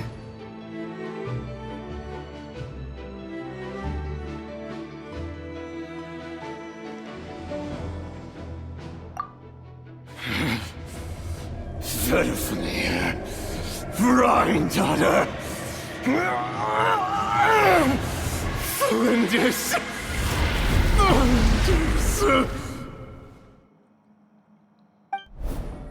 Interesting. Anything else? What about this would-be fiancé of his? Do we know anything about her? Well, she was a researcher at the Universitas Magistrorum, but it felt like she was hiding some kind of secret. Oh, and one more thing. For some reason, Rerir's fragment also contains some of Thelindis' memories, though only a very small portion. Well, no shortage of potential leads, I'll give you that. In any case, it sounds like we can conclude that while Thelindis was still around, Rerir appeared to be lucid and quite normal. Thelindis, it seems, must have been the one thing in this world that he couldn't let go of. Tell me, though, were these pure-blood Conorians we're talking about here? Why do you need to know that? Hold on. If she was a pure-blood Conrian... Oh yeah! Just like how it was with the captain! If we could somehow find her, do you think there's any chance Rerir might regain some of his sanity? It's possible, but it would take a miracle. We can't pin all our hopes on that.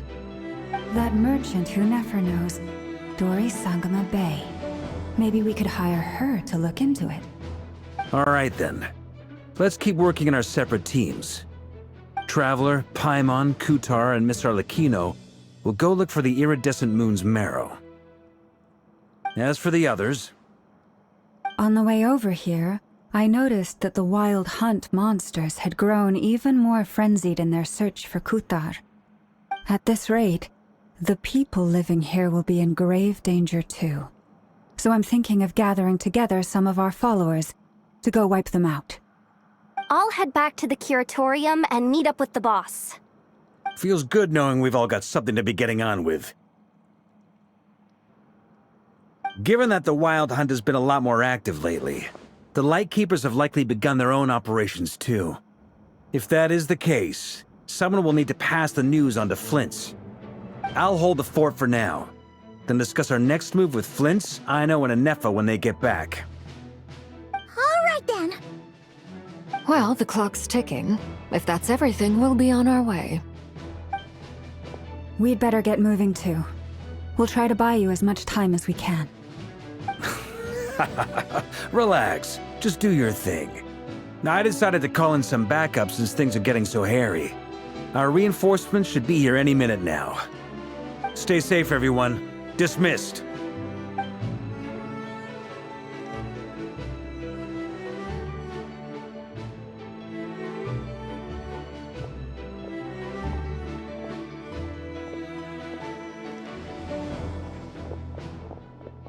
We're back. Did we get here a little early? Or a little late? A tad late. The others have already set off. To summarize, our resident moon goddess has found us a new ally, and Boss Nefer has uncovered some promising info. Everything going smoothly on your end? Not great. I don't know how long we can stall them for. The decoys are getting taken out way faster than we imagined. I'm gonna make some more later, but I need a timeout first. I'm so tired right now. Oh, right!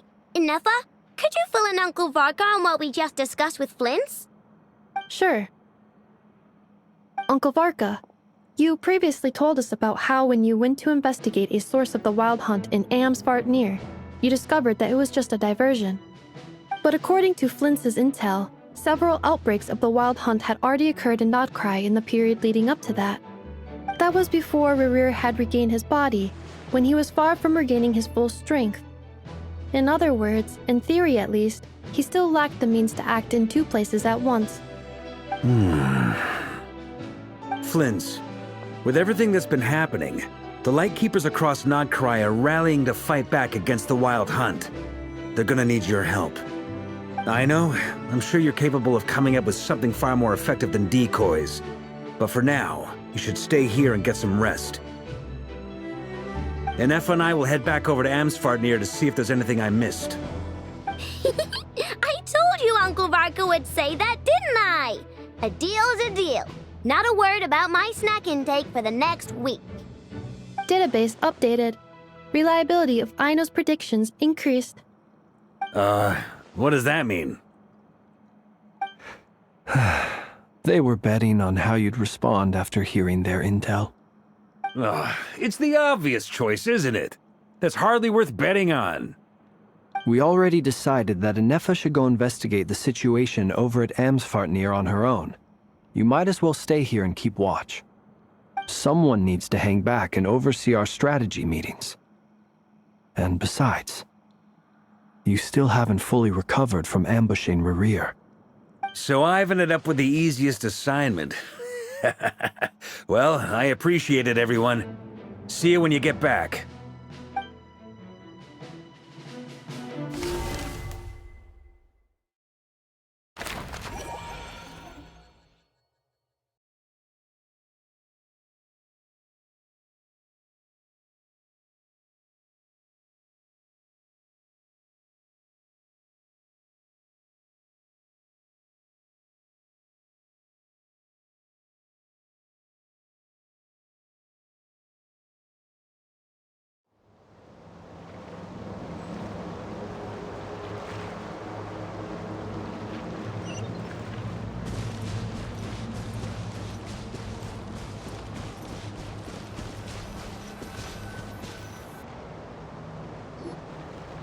Here, this will serve as a good spot to cross over. Arlechhino, hold up a second. Since you brought us all this way, would you mind telling us what you got planned? We still haven't got the slightest idea what's going on here. And if even Colombina doesn't know where the iridescent moon's marrow is, how do you? Simple.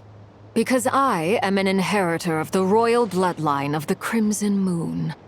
And one of the last surviving embers of the Two Worlds' flames. Huh? Are you serious? Isn't you're a descendant of that Crimson Moon dynasty we were just talking about? Your surprise is understandable. I was also taken aback when I first learned of it. But the more I thought about it, the more I realized the signs had been there all along. When I was young, I discovered I could wield a very special kind of fire. It coursed like blood through my veins and smoldered away inside my nerves. What's more, whenever I experienced strong bursts of emotion or drew too deeply on this power, it was like some kind of presence within the fire would begin to gnaw away at me, consuming me from the inside out. Exactly. That is why my hands are like this too. At first, I saw it only as a curse, but once I became a harbinger, the jester apprised me of the truth. Together with my own investigations over the past few years, there are several things that I have gradually come to understand. For instance, take the so-called Crimson Moon. In truth, it is nothing more than the shattered remnants of the iridescent moon, fused with the abyss to prolong its lifespan. Since this blood flame was bestowed upon me by the Crimson Moon, it is a fusion of the iridescent moon's former power and the corruption of the abyss. You all understand the nature of the abyss well enough. I draw upon its power, and in return, it hungers for my soul. This strange blackness is the mark of corruption it has left behind. If I recall correctly, you once told me that if the corruption ever made it to your heart, you'd become a completely different person. Yes, and that's the reason I'm always careful not to push my power too far. It's essentially a never-ending tug of war. Whew. Sounds intense. Anyway, the rest of my story can wait. Is there anything else about the Crimson Moon or the Iridescent Moon that you're unclear about? Paimon has a question. So, the Crimson Moon that the Carians used to worship was actually the Iridescent Moon, right? Which was one of the three Moon Sisters. Does that mean that the Carians were to the Crimson Moon as the Frost Moon Scions are to the Frost Moon? So much of that history has been lost. We have no way of knowing exactly what they were like. But I would suspect that the Conrians weren't as devout in their moon worship as it might appear. The iridescent moon's remains simply served as their link to the abyss. Later on, perhaps someone discovered a way to make direct contact with the abyss. Or maybe there was some kind of ideological divide.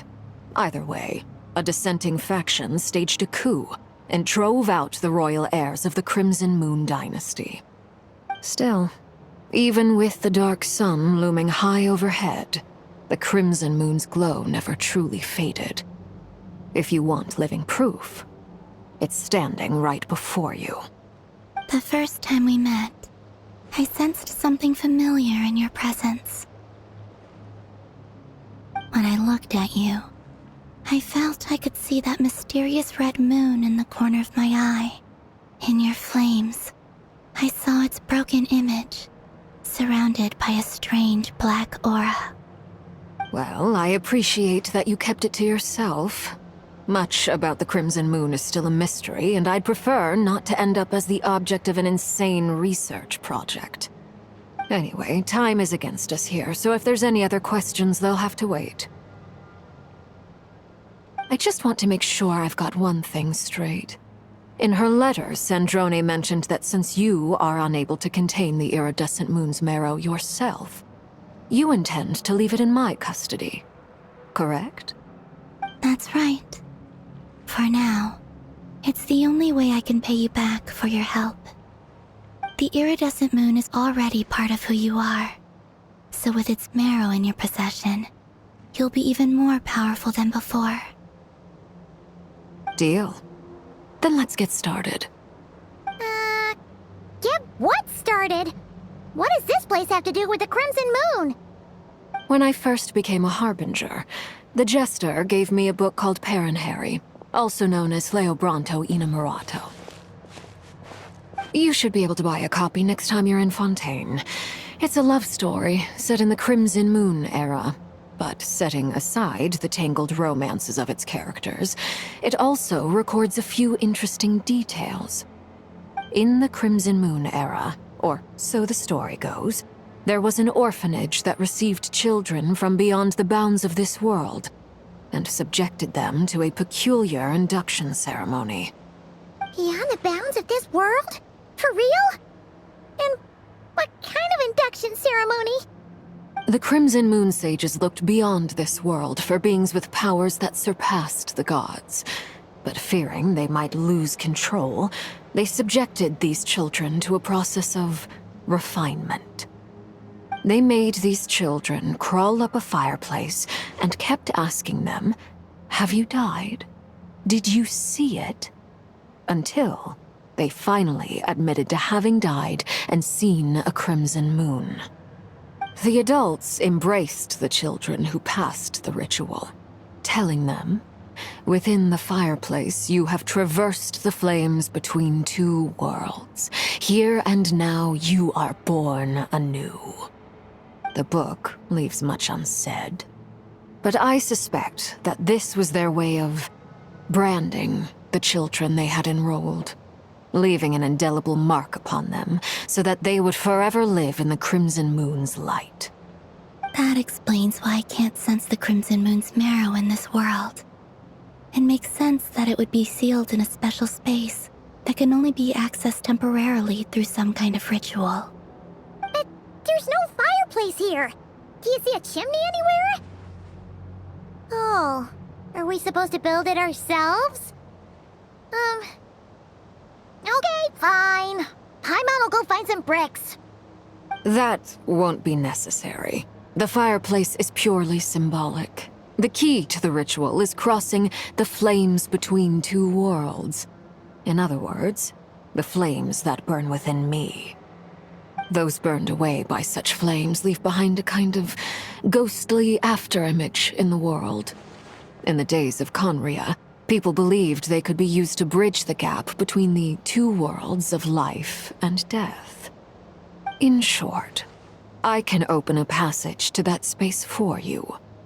That's the easy part. The catch is I'll need to stay on this side to keep the passage open, so I won't be able to come with you. Once you're inside, you'll have to find your own way. Very well. Then I'll open it up. Traveler, spare me a little more moonlight if you would. I may need it.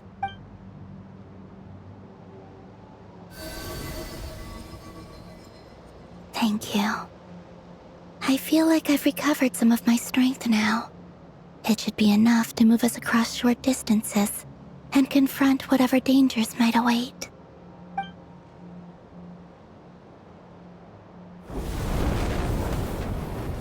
Mistress of the 7 hues of ages past, Great Mother of the present, crimson-clad sovereign of the 2 realms, by fire severed, by fire renewed, I offer myself now and beseech your descent.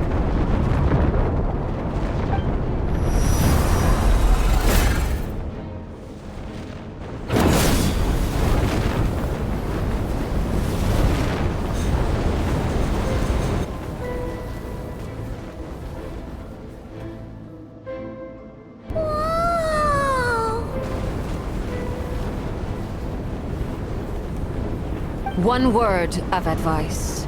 As you're crossing over, no matter what voices you hear, do not answer. Got it! I sense a sinister gloom inside, but also the familiar light of the moon. I feel that I am about to meet an old friend who has changed beyond all recognition. All right, let's go.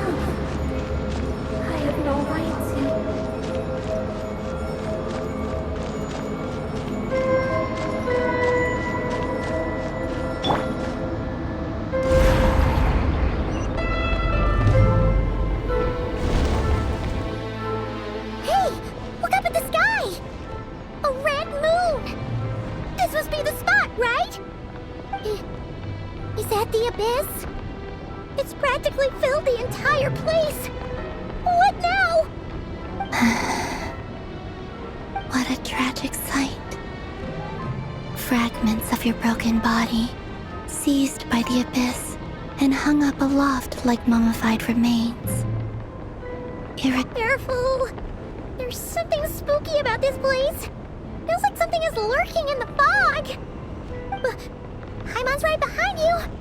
Whatever you do, don't run off without her.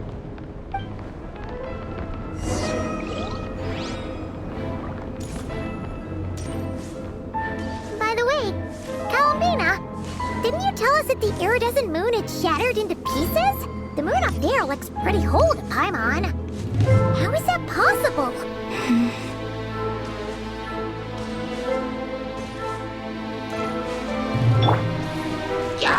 Cleanup sequence.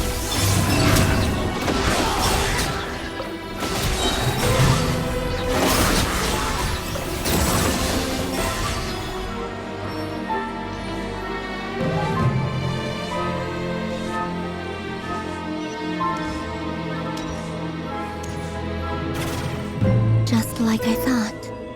It was only a facade.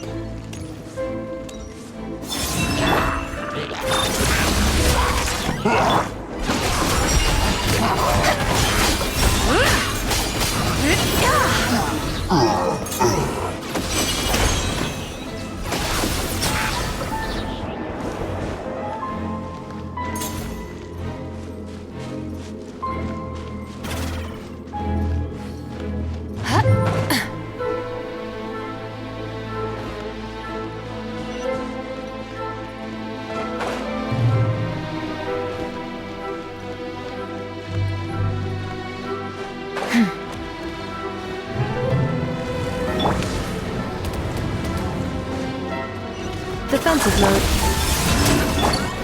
Be cleansed!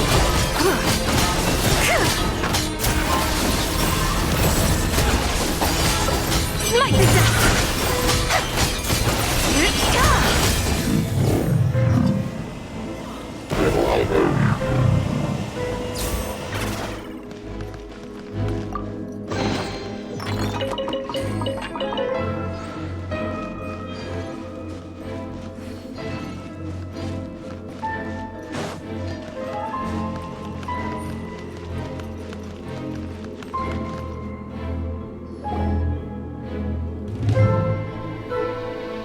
Huh?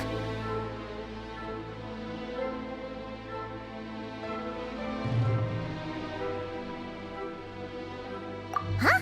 For real? That's way too high! There's no way we'll be able to reach it! No. I'm not sensing anything up there. It's coming from under the mountain. Let's see... Ah! There's some kind of weird shadow over the water! Wait, see that? Looks like a mechanism of some sort. Let's check it out!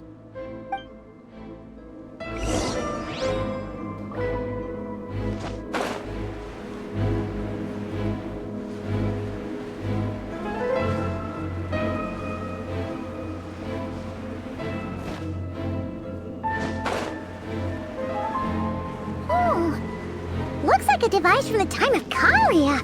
Maybe the people once came here to study the Crimson Moon's domain, and they left this behind. Oh, if we can activate it, we might find some clues.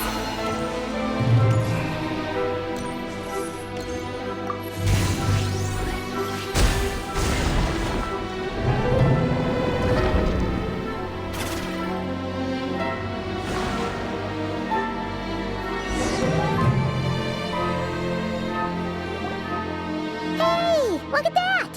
Now that the mechanism's running, the shadow in the water looks different. Do you think these mechanisms might be the key to unlocking the secret? Let's try to find more of them! Felindis, we'll leave the rest of the research in your hands. We'll be heading back now. I hope this isn't ruining date night. Ugh. Mind your own business. Just leave me some snacks on the table. Felindis? Is that Rerir's girlfriend? How come we're hearing her voice here? Oh yeah! So, do you think she was studying this strange space all along? The Abyss has made this space extremely unstable. Maybe that's why some of the things she said and did were preserved here. Like echoes. Or after images. Whenever I see this view, it takes me back to a poem from my childhood. Waning moon, oh lifeless damsel, weeping on the mountain crest. Mourning still in wistful tone, her fragile soul now laid to rest. For me, of all people, to be here investigating the mysteries of the Crimson Moon space. Is it a coincidence? Or something more?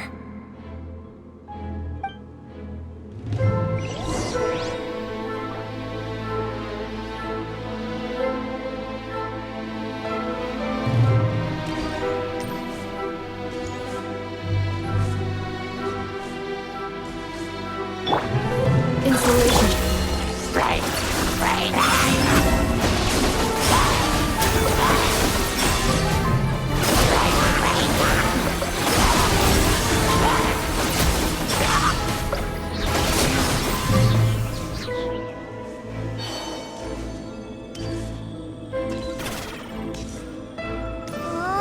Looks like the Abyss has messed up this mechanism. We need to find a way to get it working again. Let's see if there are any other devices nearby.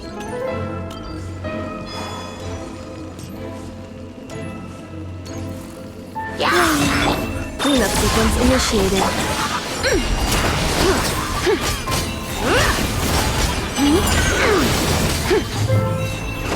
Light the dust!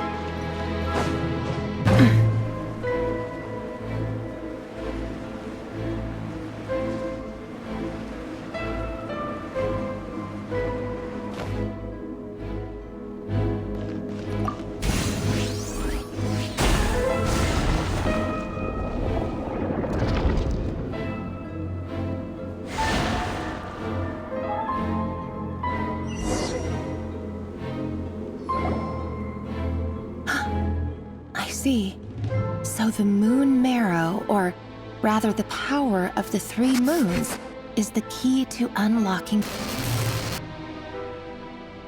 If it really does exist, then maybe this madness can finally be put to an end.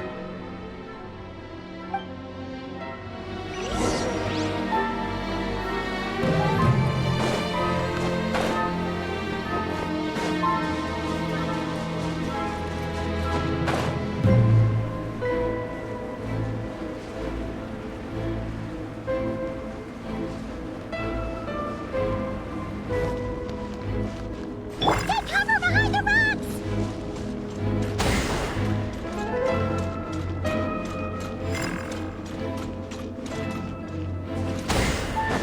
Defensive mode engaged.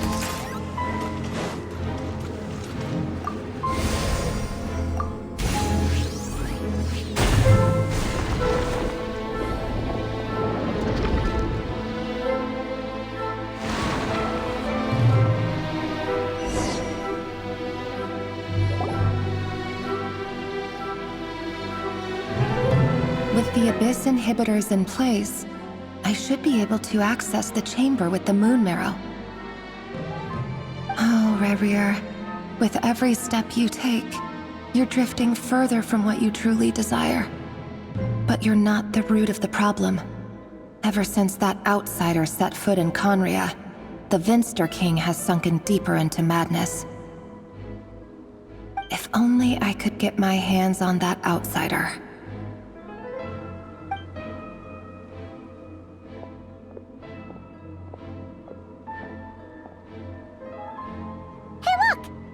Reflection is back to normal.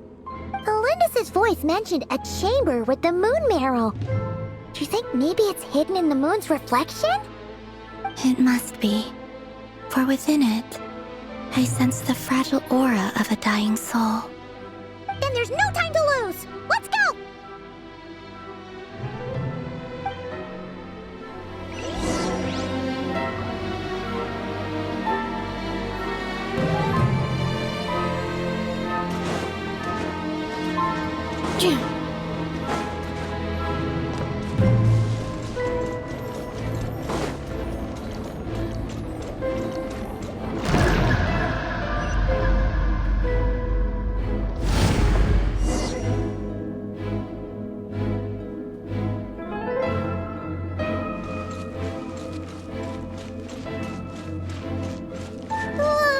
These things are so creepy!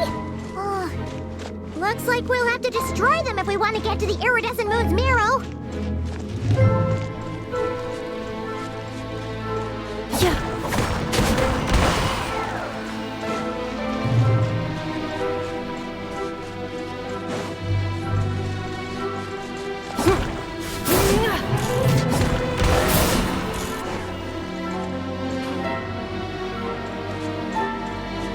That must be the iridescent moon's marrow! Oh, we'll need to destroy these things before we can reach it!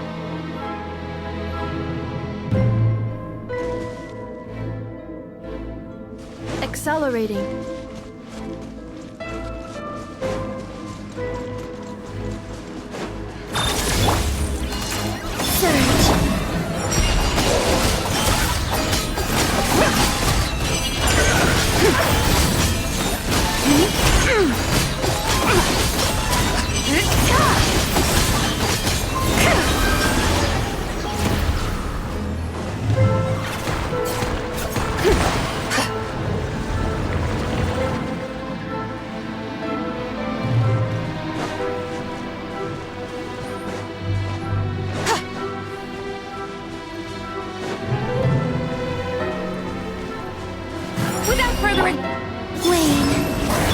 Cleanup sequence initiated. The sky clear, the glazed moon shines!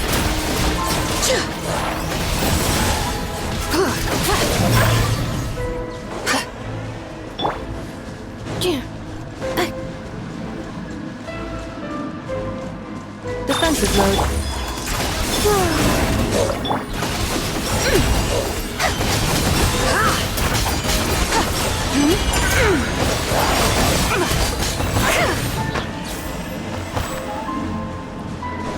Smite the dust!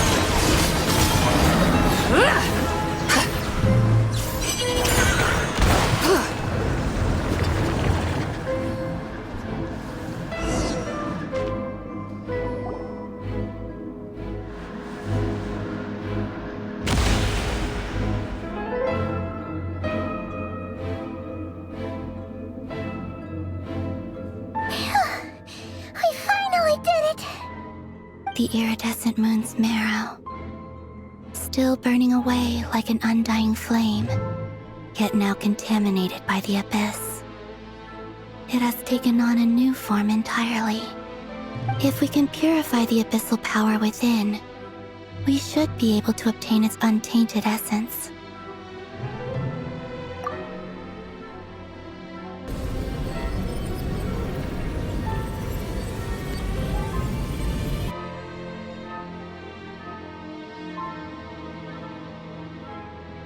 It's so cold.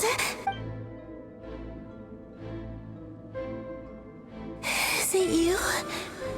Are you here? Huh? Are you talking to us? At long last, I can see you once more. Our fates have crossed, and I am finally free. I'm sorry, I lied to you. Even knowing what was to come, I still couldn't let go of the fear in my heart as death drew near. The moment the moon shattered, my body began to split apart piece by piece. Like I was being cut into pieces by 1,000 blunt blades. My thoughts scattered as the cold crept in, but I could not bear to fade away like that. Tell me, what was it that brought you to us all that time ago? If only I had possessed your courage, then I might have been spared this torment more painful than death. You look so puzzled. That's how I felt too when I first saw you. But trust me when I say that everything happens for a reason. Farewell, Hypo.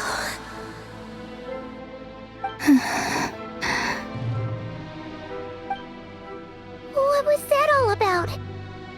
Was that the goddess of the iridescent moon? Oh, it sounded like she was speaking to a long-lost friend.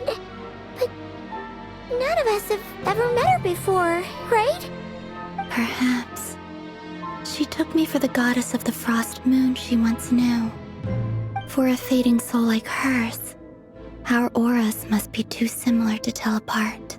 But anyway, we've got the iridescent moon's marrow now. That should help you regain your strength, right? Alright, time to leave this place and meet back up with Arlechhino. Let's go!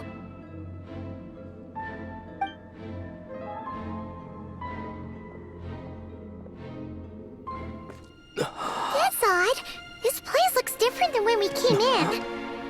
Waning moon, oh lifeless damsel. Oh.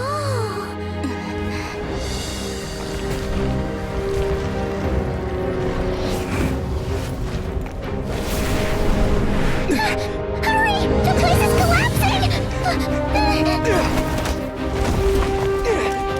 It wants to trap us here. Who's it? The abyss? Now we've taken the moon marrow. All that's left here is a dark will. It will show us no mercy.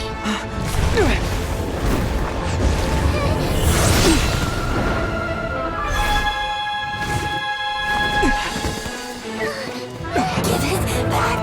The crimson moons! My marrow! My heart!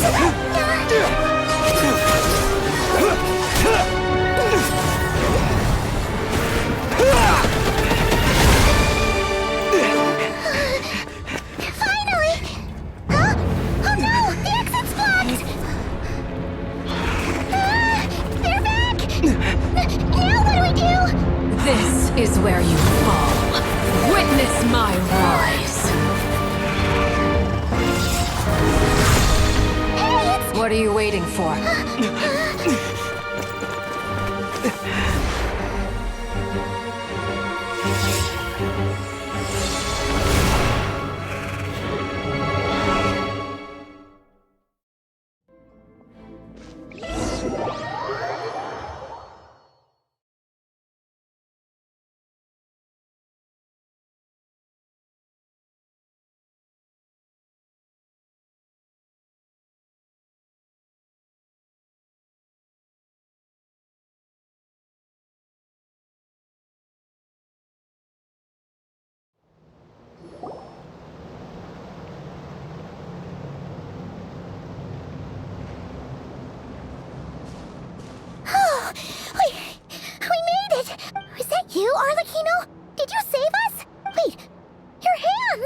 Oh, this?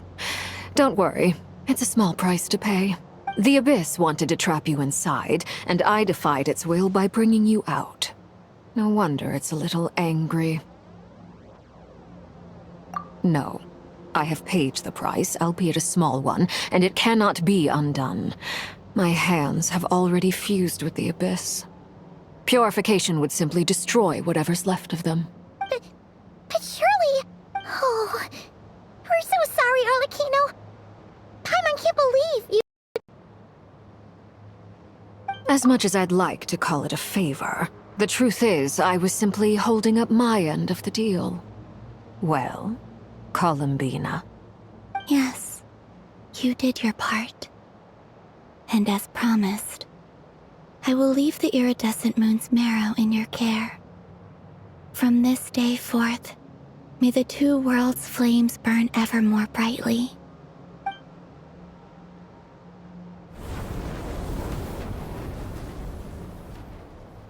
I'll take that as a blessing. Now, Colombina, give me your hand. Accept this moonlight I offer in return.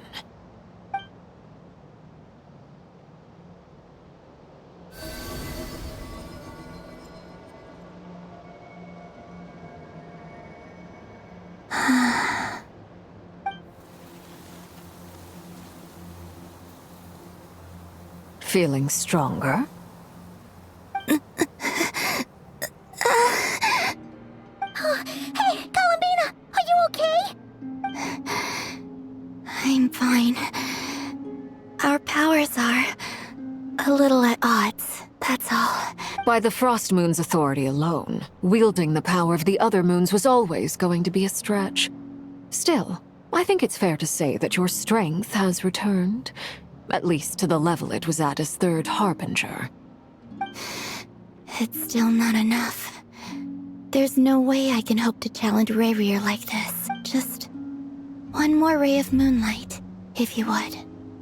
It's okay. I can take it.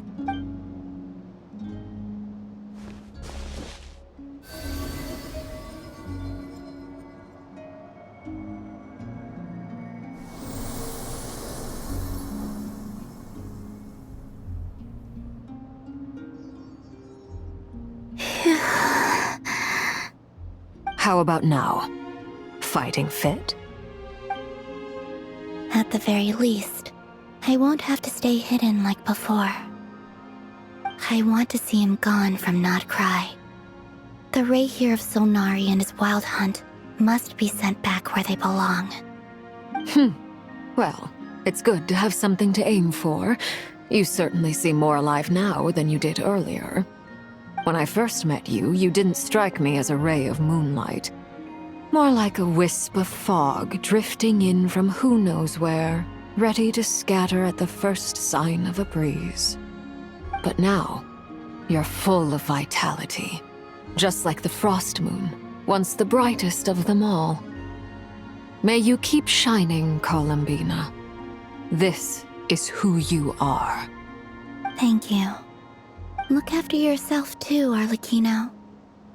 I know you have plans of your own, and that's why you're always seeking to grow stronger.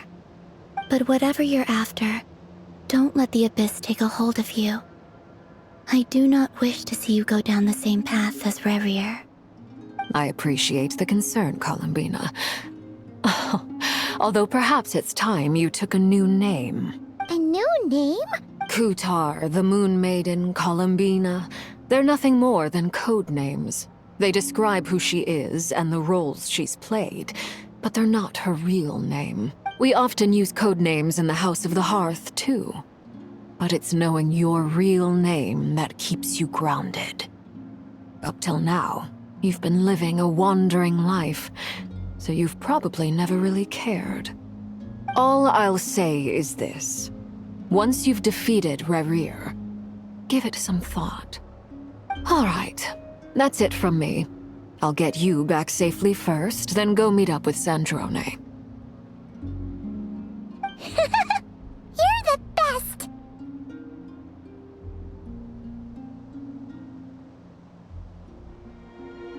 I appreciate the gesture. It speaks to your good character. Anyway, let's get going. There are more urgent things to do right now than trade compliments.